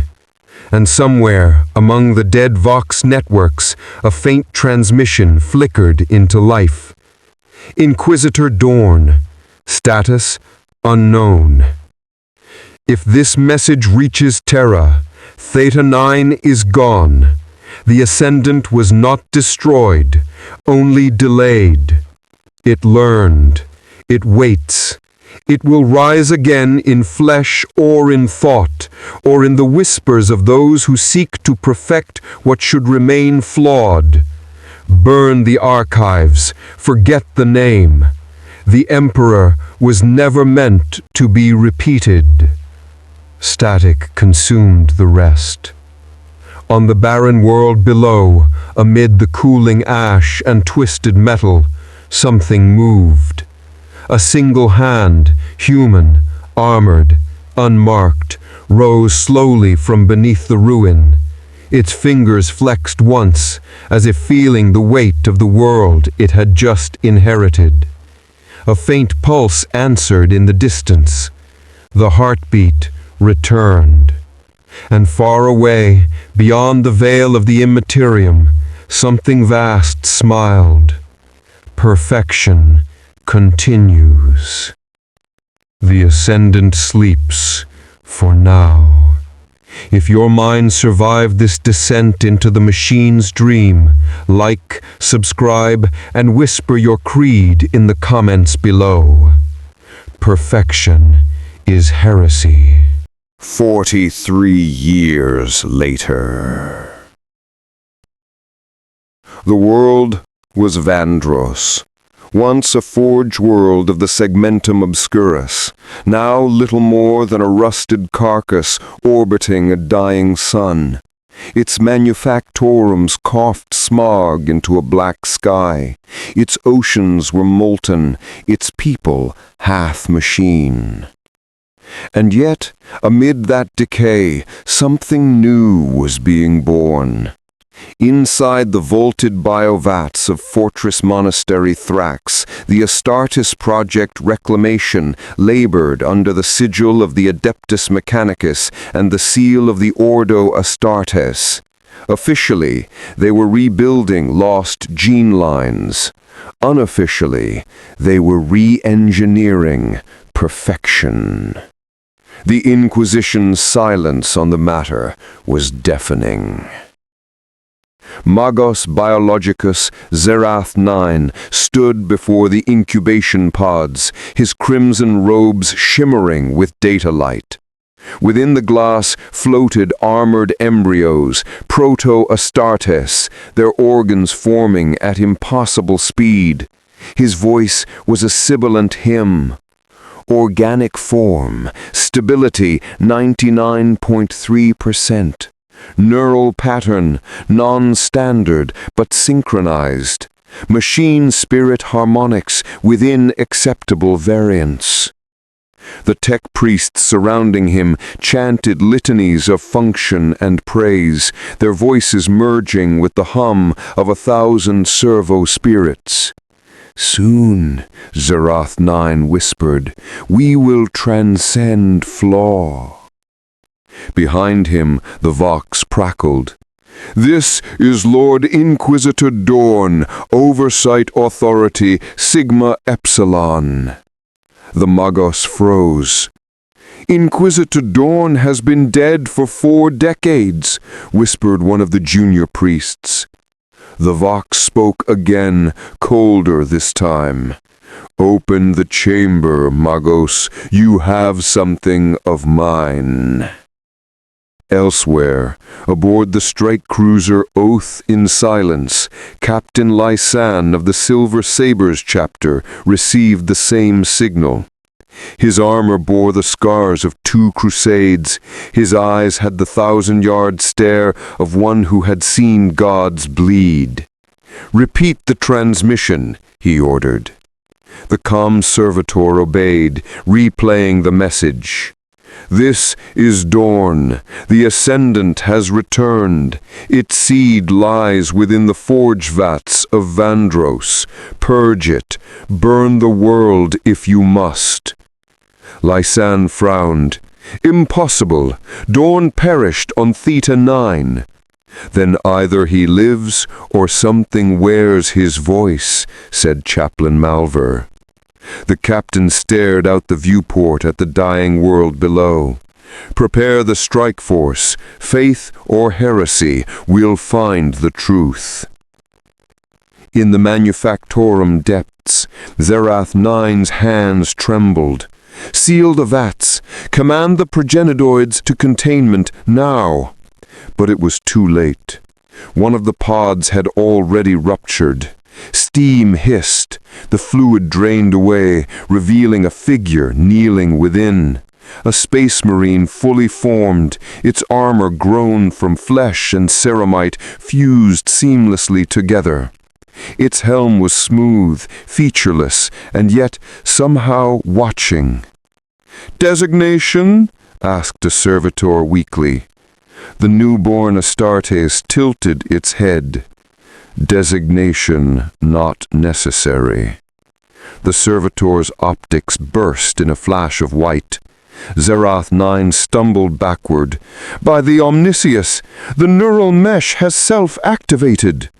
The being stood, its armor shifting like living muscle. "I am the synthesis. I am the continuation of his work." The Magos raised a trembling hand. "You are the Ascendant?"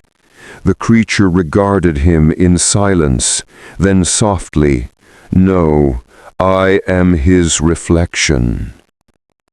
When the Silver Sabres descended, they met only silence.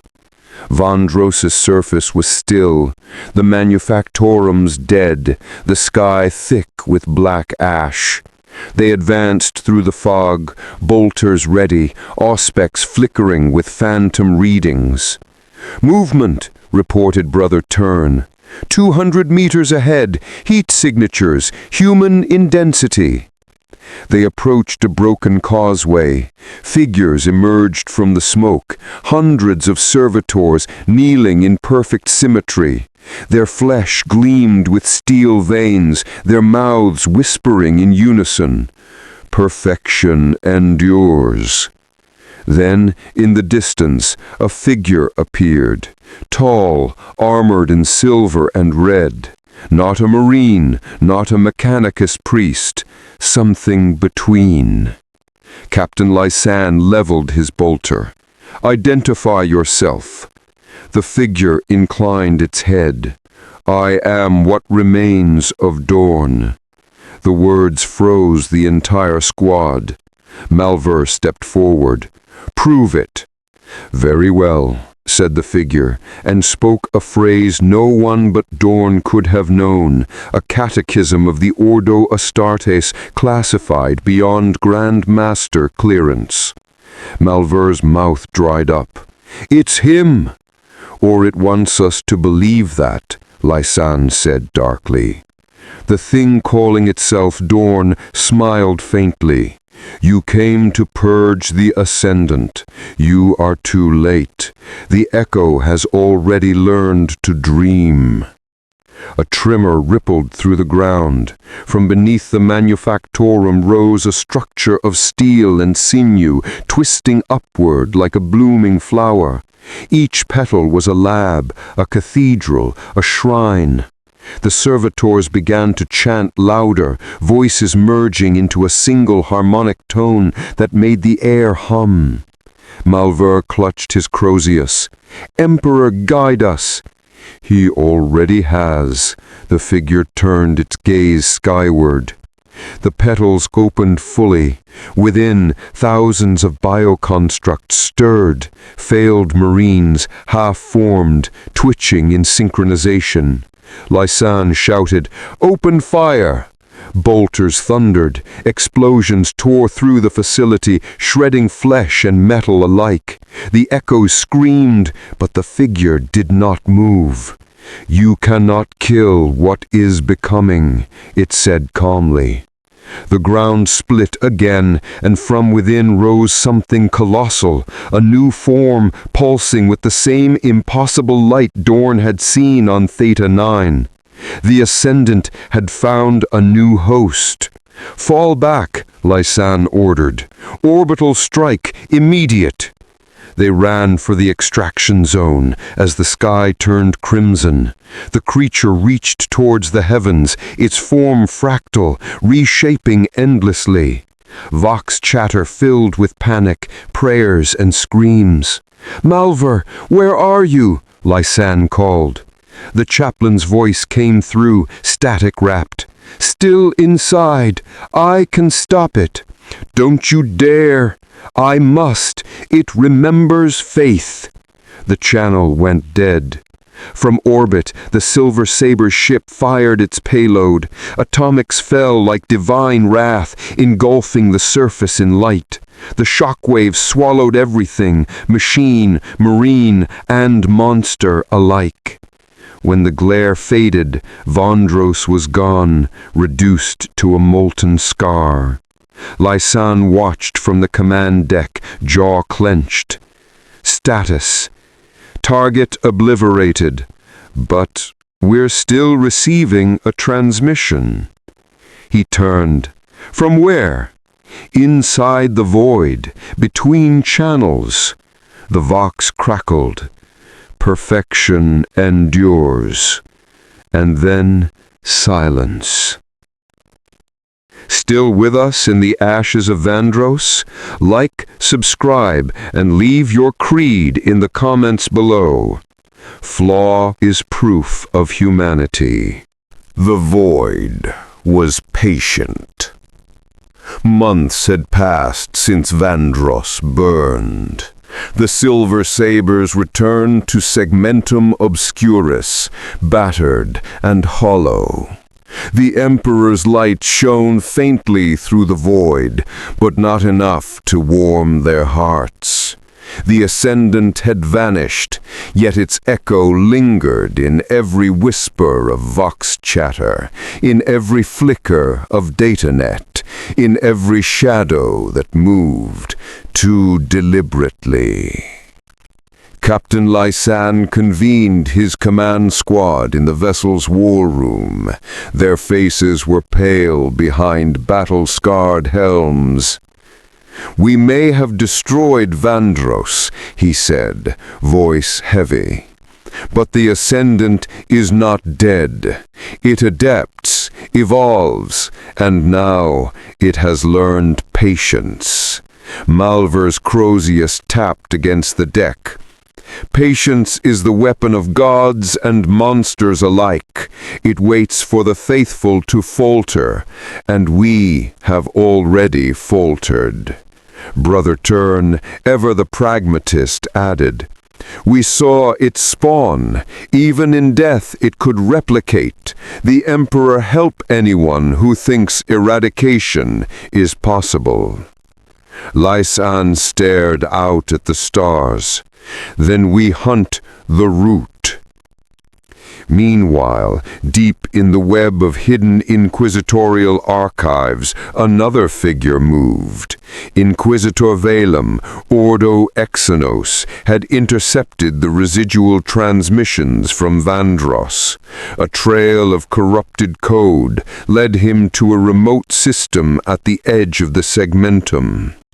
"So it sleeps," he muttered, tapping a finger against a holographic projection of Theta 9 and Vandross. The data revealed one shocking truth. Fragments of the Ascendant had been seeded across multiple star systems, hidden within manufactorums, buried in frozen planets, coiled within forgotten void stations. "It does not die," he murmured. "It only waits for those foolish enough to awaken it." Back aboard Oath in Silence, Lysan's squad received fragmented reports from bordering sectors. Worlds reported inexplicable machine growths, silent industrial complexes where no humans remained, and in some cases the sudden awakening of dormant Astartes prototypes. The pattern was clear. The Ascendant was not merely rebuilding, it was recasting humanity, one genetic and mechanical echo at a time. "Do you understand what we're facing?" Malvar asked, voice low. Lysan nodded grimly. "We are fighting not just a creature, not just a machine, but a new gospel, one written in flesh and steel." Dorm's echo lingered in all transmissions. Somewhere, somehow, it guided the creations. The Inquisitor's voice was a beacon, a lie, and a truth, all at once. Veyra's last words from Theta 9 whispered through the fleet's comms. "Do it before it becomes everything." And everything was exactly what the Ascendant intended. The Silver Sabres planned a surgical strike on the next suspected site, Quaitherion, a remote forge world, long abandoned and quarantined after a mysterious plague of machine aberrations. As the strike cruisers approached, sensors picked up activity. A city of spires, not alive in any known way, yet functioning, glowing with rhythmic energy. The entire landscape pulsed like a single organism. Malvar's voice broke the tense silence. "It's waiting. It knows we're coming. Then let us give it a lesson," Lysan replied. The drop pods fired, streaking toward the surface like silver comets. Bolters and meltaguns primed. Marines in deep meditation recited litanies of protection, praying for the Emperor's favor against a foe that was no longer wholly mortal. Upon landing, they found the city eerily empty. The air was thick with metallic ozone, the ground strewn with the remnants of once human factories, now grown into biomechanical spires. Sensors flared as the first signs appeared, a patrol of hybrid constructs, half machine, half flesh, with the cognitive instincts of Astartes. They moved as one, perfectly synchronized, unafraid of the Emperor's wrath. Lysan barked orders. "Engage!" The first wave of bolter fire tore into them, yet they reformed, their wounds knitting together faster than the Marines could track. One of the hybrids paused and spoke, its voice layered, indistinct, but chilling. "We are the Echo. You cannot destroy perfection." Cord would have understood this instantly. Dorn's voice resonated in the same cadence, a memory, a blueprint, a prophecy. "The Ascendant lives," Malvar said, wide-eyed. And far above the battlefield, the spires began to shift, rearranging themselves. The entire city pulsed in a rhythm, an echo of the Ascendant's heartbeat, responding to the invaders, adapting to their tactics, learning, evolving. Lysan clenched his fist. This isn't a fight for victory. It's a fight to survive long enough to warn the Imperium. The ground trembled violently. Bolters shook in the hands of even the most seasoned Marines. A low-frequency resonance rolled through the spires, shaking armor, shattering windows, and making the air itself vibrate. "It's communicating," Malvar whispered. Not with words, not with light, but through the environment itself. The city was alive, thinking, adapting, and it already knew how to kill them. The first casualties fell. A blast of biometallic tentacles ripped through a squad, folding and weaving flesh and ceramic into an unholy lattice. Others barely managed to retreat behind cover as the spires themselves reshaped, forming barriers and funnels. Lysan pressed forward. "Formation Delta, keep moving." Malvar trailed close, chanting prayers of binding, attempting to slow the city's deadly adjustments. "The echo learns faster than we can react," he muttered. And the Ascendant was patient. Perfection is patient. Do you still walk among the echoes of the Ascendant? Like, subscribe, and leave your thoughts below. Can flesh and faith survive perfection perfected? The deeper they penetrated the city, the more impossible it became to distinguish structure from creature. Spires stretched skyward like rib cages, pulsating with a heartbeat that was neither human nor machine. The air shimmered with heat and energy.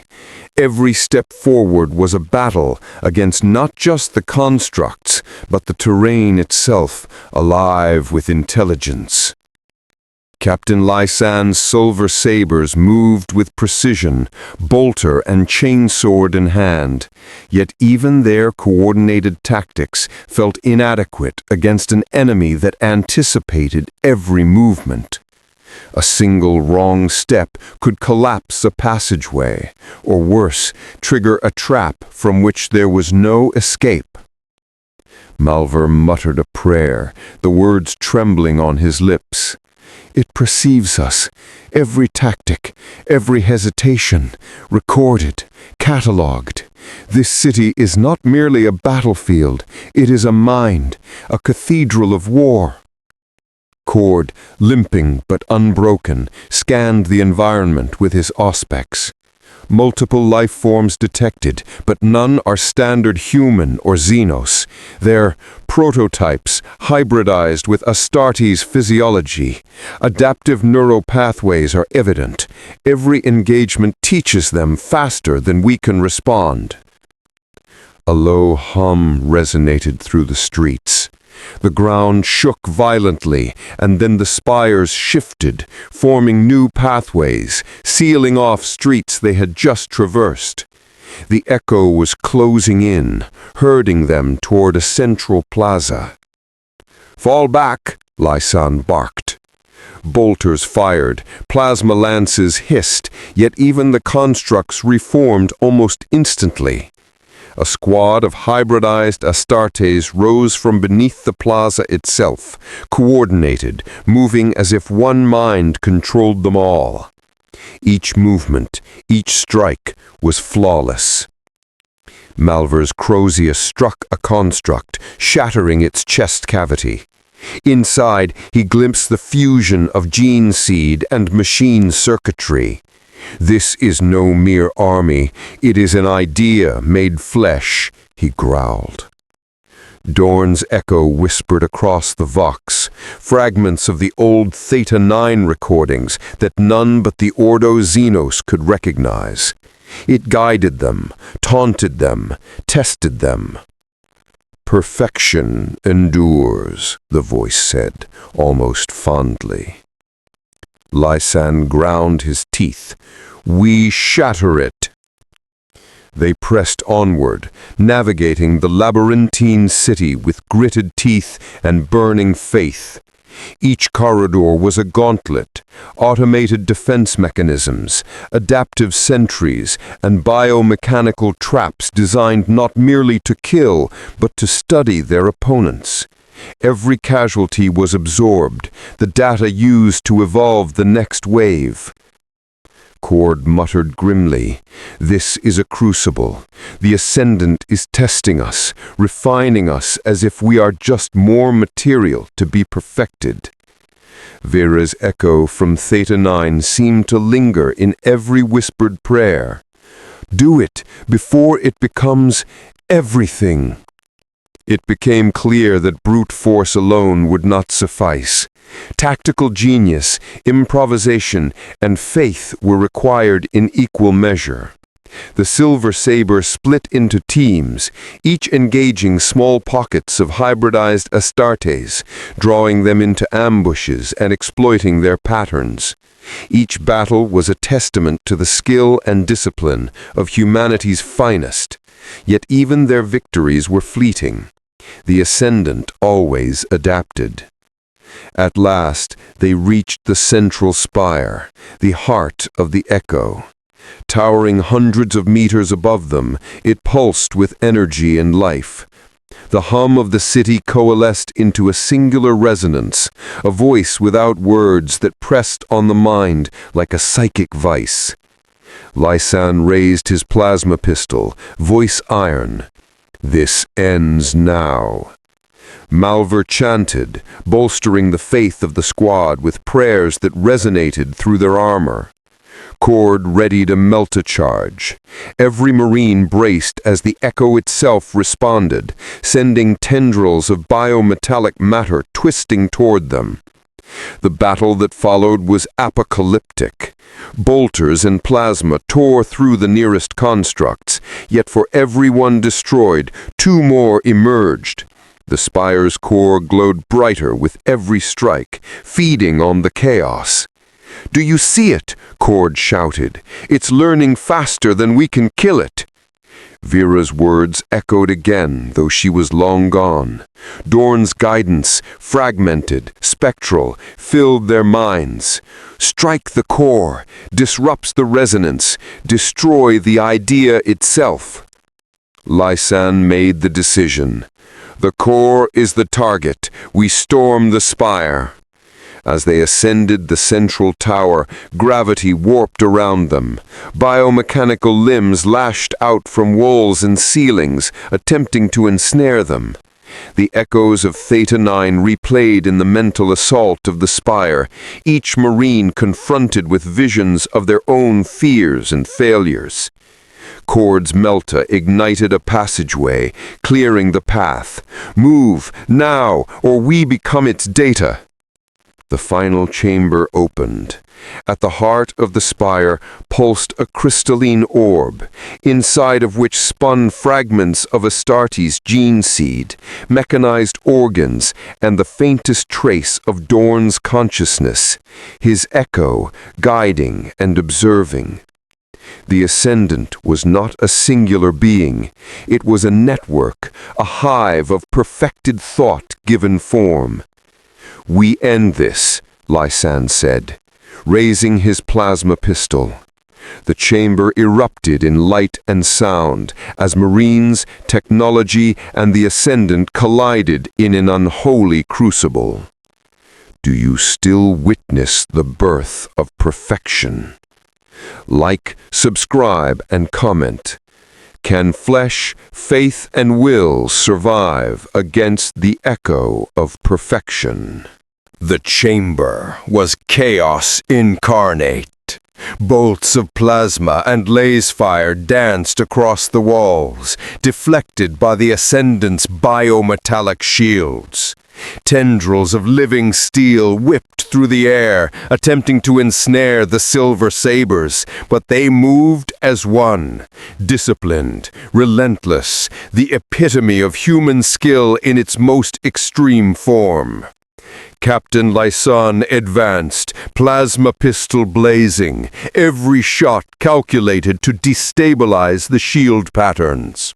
Malver chanted over the Vox, praying to bind the psychic resonance of the core, attempting to disrupt the network that was feeding on their attacks.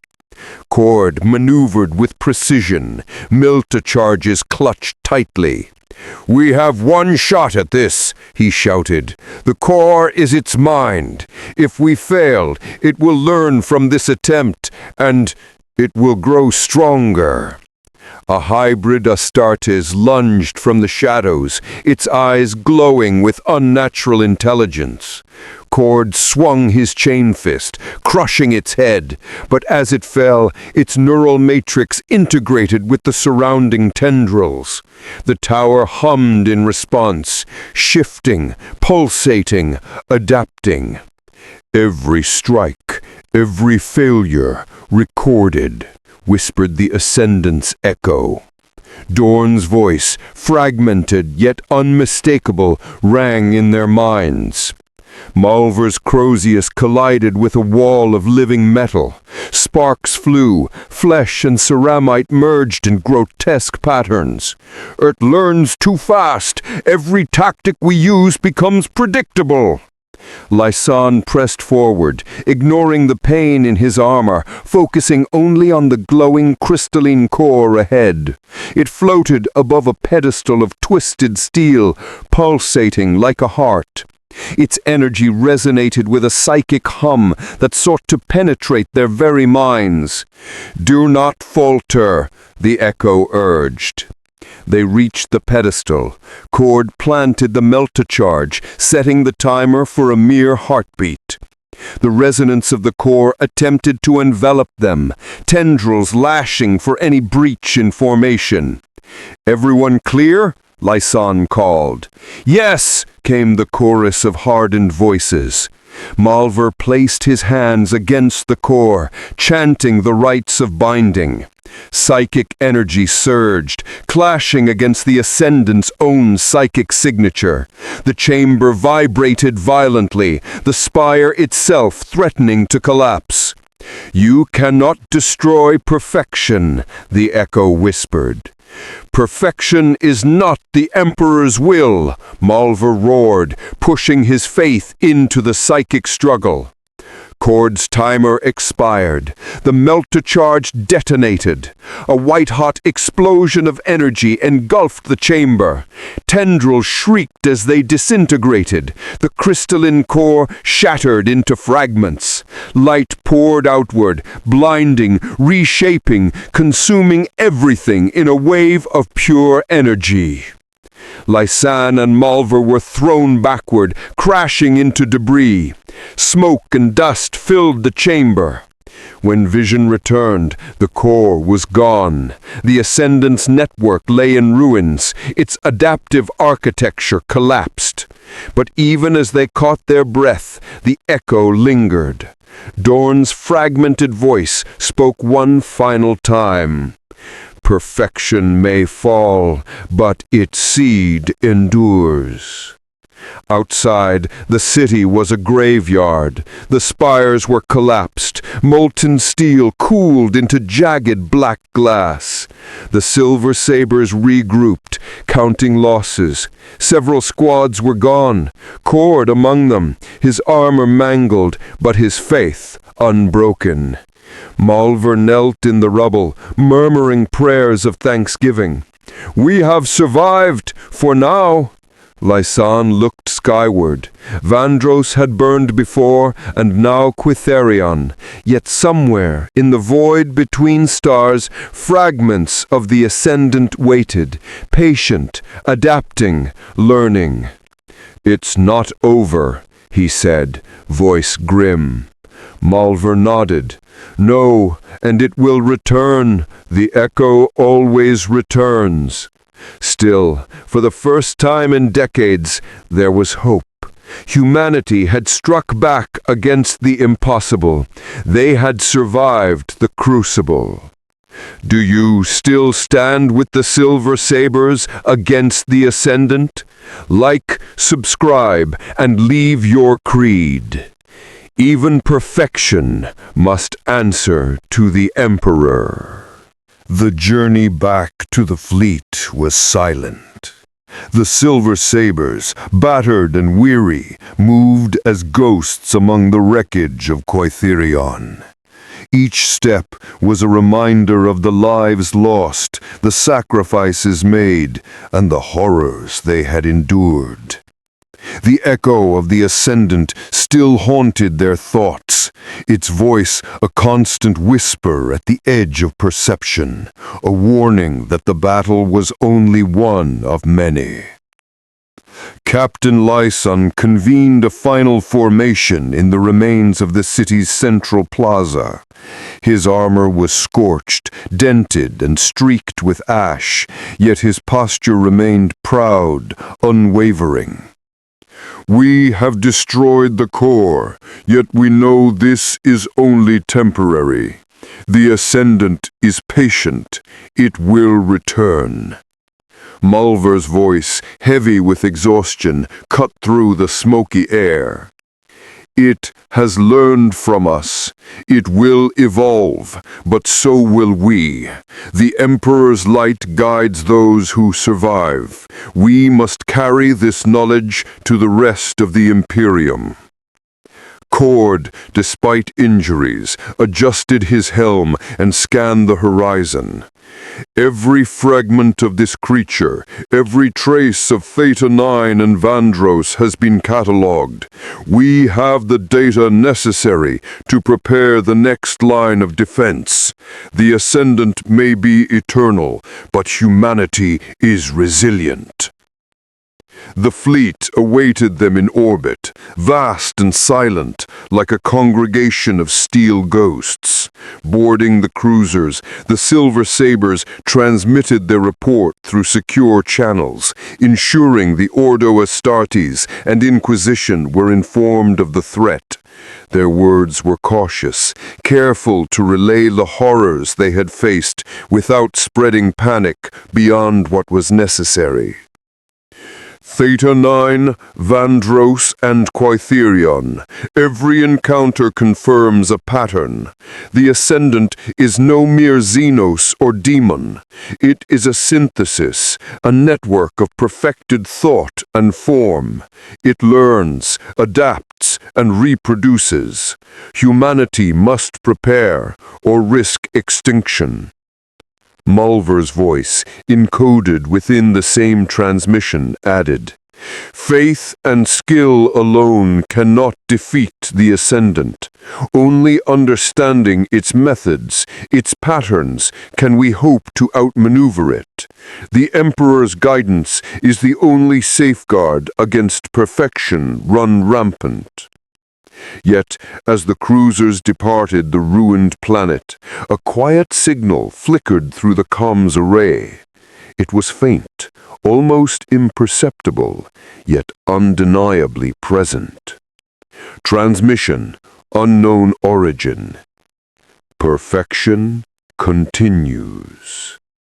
No signature accompanied the message, no identification, only the certainty that the Ascendant had survived in some form, hidden within the void, patient and waiting.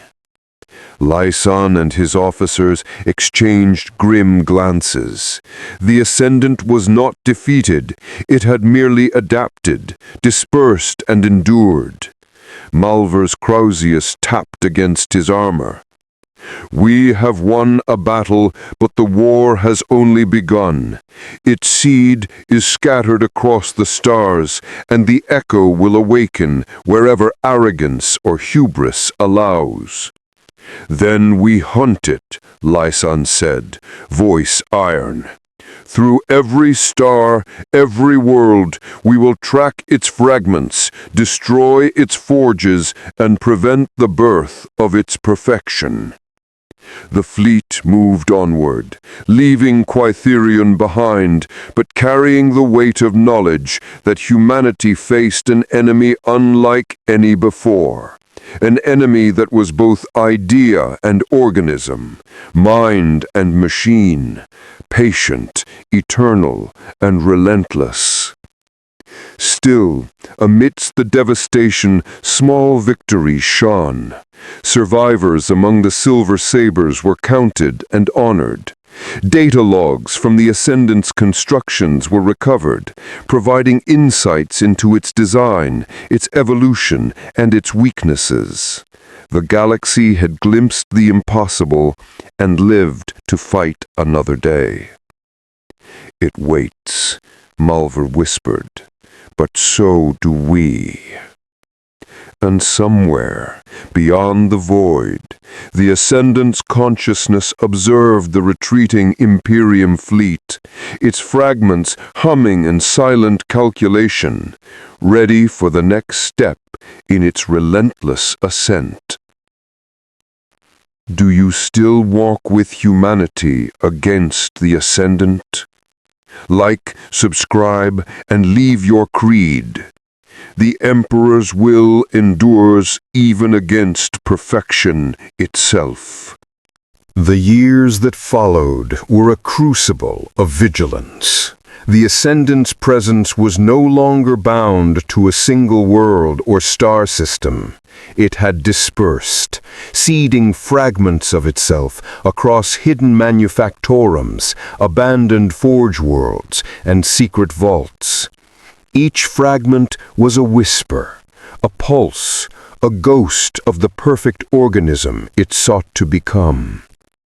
Captain Lysan, now veteran of countless engagements with these fragments, stood aboard the Oath in silence, watching the void with unblinking eyes.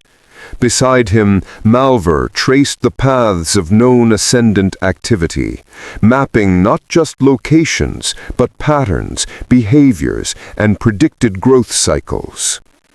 "It is no longer a creature," Malvar said softly. "It is a methodology, a design philosophy. Wherever we destroy one seed, two more may already exist, learning, evolving." Lysan's jaw tightened. "Then we adapt faster. We cannot allow complacency. Every Astartes, every regiment, every Inquisitor must know the rules of its game. Only then can we hope to contain it." Recon operations had revealed that the Ascendant had begun integrating fragments of various Xenos technologies alongside human gene seed. Tyrannid biomorphs, Orc-crude biomechanics, even Tau synthetic neural networks had been incorporated, creating hybrid constructs capable of unparalleled adaptation. Even Space Marines, when captured or analyzed, provided templates for improvement. Cord, having survived the previous encounters, now worked alongside Magos Biologistus to devise countermeasures. "We have a chance," he said, inspecting a partially reconstructed hybrid specimen.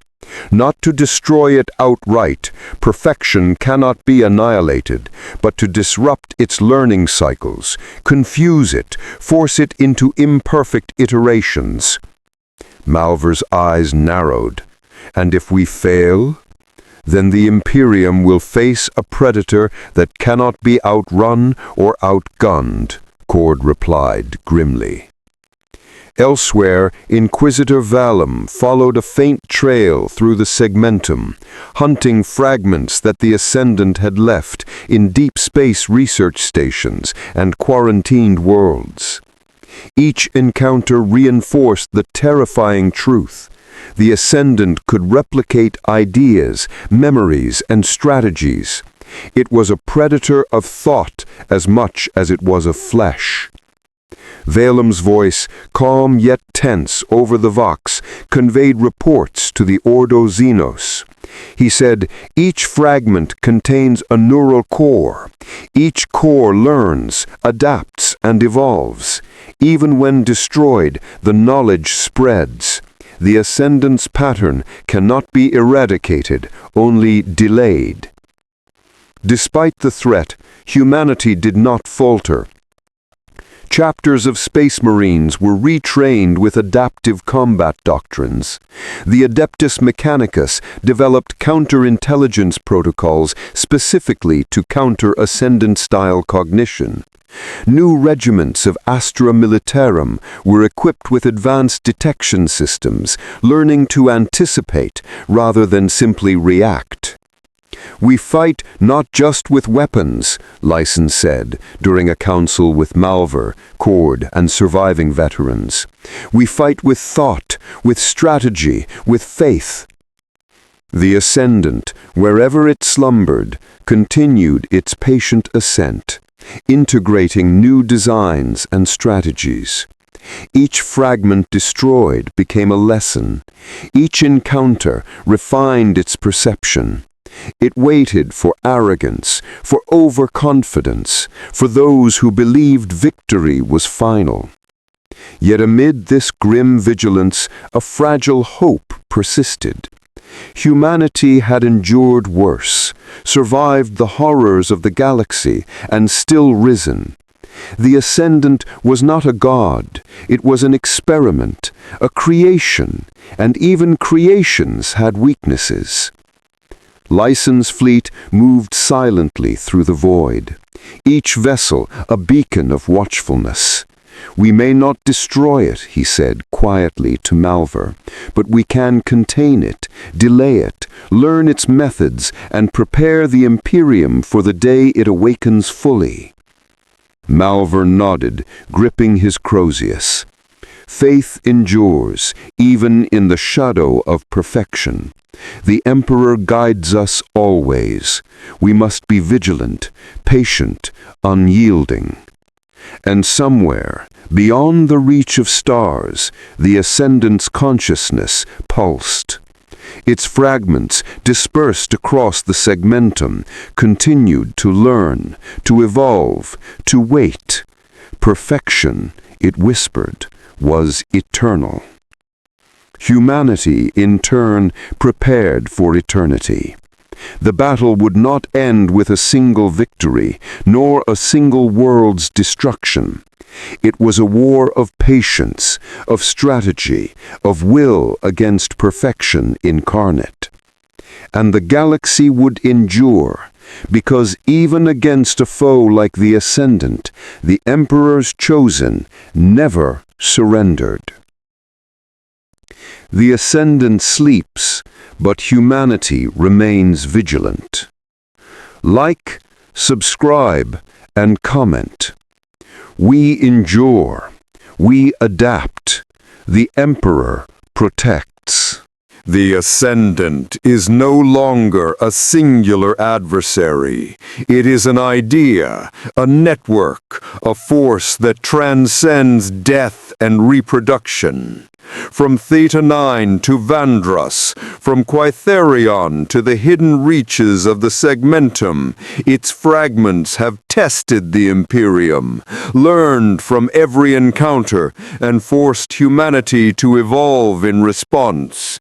It embodies the terrifying potential of perfection unrestrained, a reflection of both the ingenuity and hubris of man. Yet the story of the Silver Sabres and their allies demonstrates the enduring resilience of humanity. Captain Lyson, Malver, Cord, and the surviving veterans have proven that even in the face of an enemy that adapts faster than thought, courage, skill, and faith can delay the inevitable. Humanity may not destroy the Ascendant, but it can outlast it, learn from it, and prepare for the day it rises fully. The Ascendant's whispers remain, fragments of Dorn's echo, reminders that vigilance is eternal. The Imperium has been scarred, yet it survives, ready to meet the next emergence of the Ascendant with sharpened blades, fortified faith, and unbroken spirit. Every fragment destroyed, every strategy countered, every sacrifice made buys more time for the galaxy, delaying the day when perfection might claim dominion over life itself. This story, though filled with horror, loss, and unspeakable trials, is ultimately a testament to humanity's indomitable will. In the darkness between stars, the Ascendant may slumber, its seeds scattered across the void, but the Emperor's chosen stand ready. They are the shield against perfection incarnate, the beacon of resilience, and the last bulwark between the galaxy and an unrelenting, ever-learning adversary. The war is eternal, the enemy patient, but the spirit of the Imperium endures. The Silver Sabres and all who follow them bear the weight of vigilance, proving that even in the face of impossible foes, humanity fights on.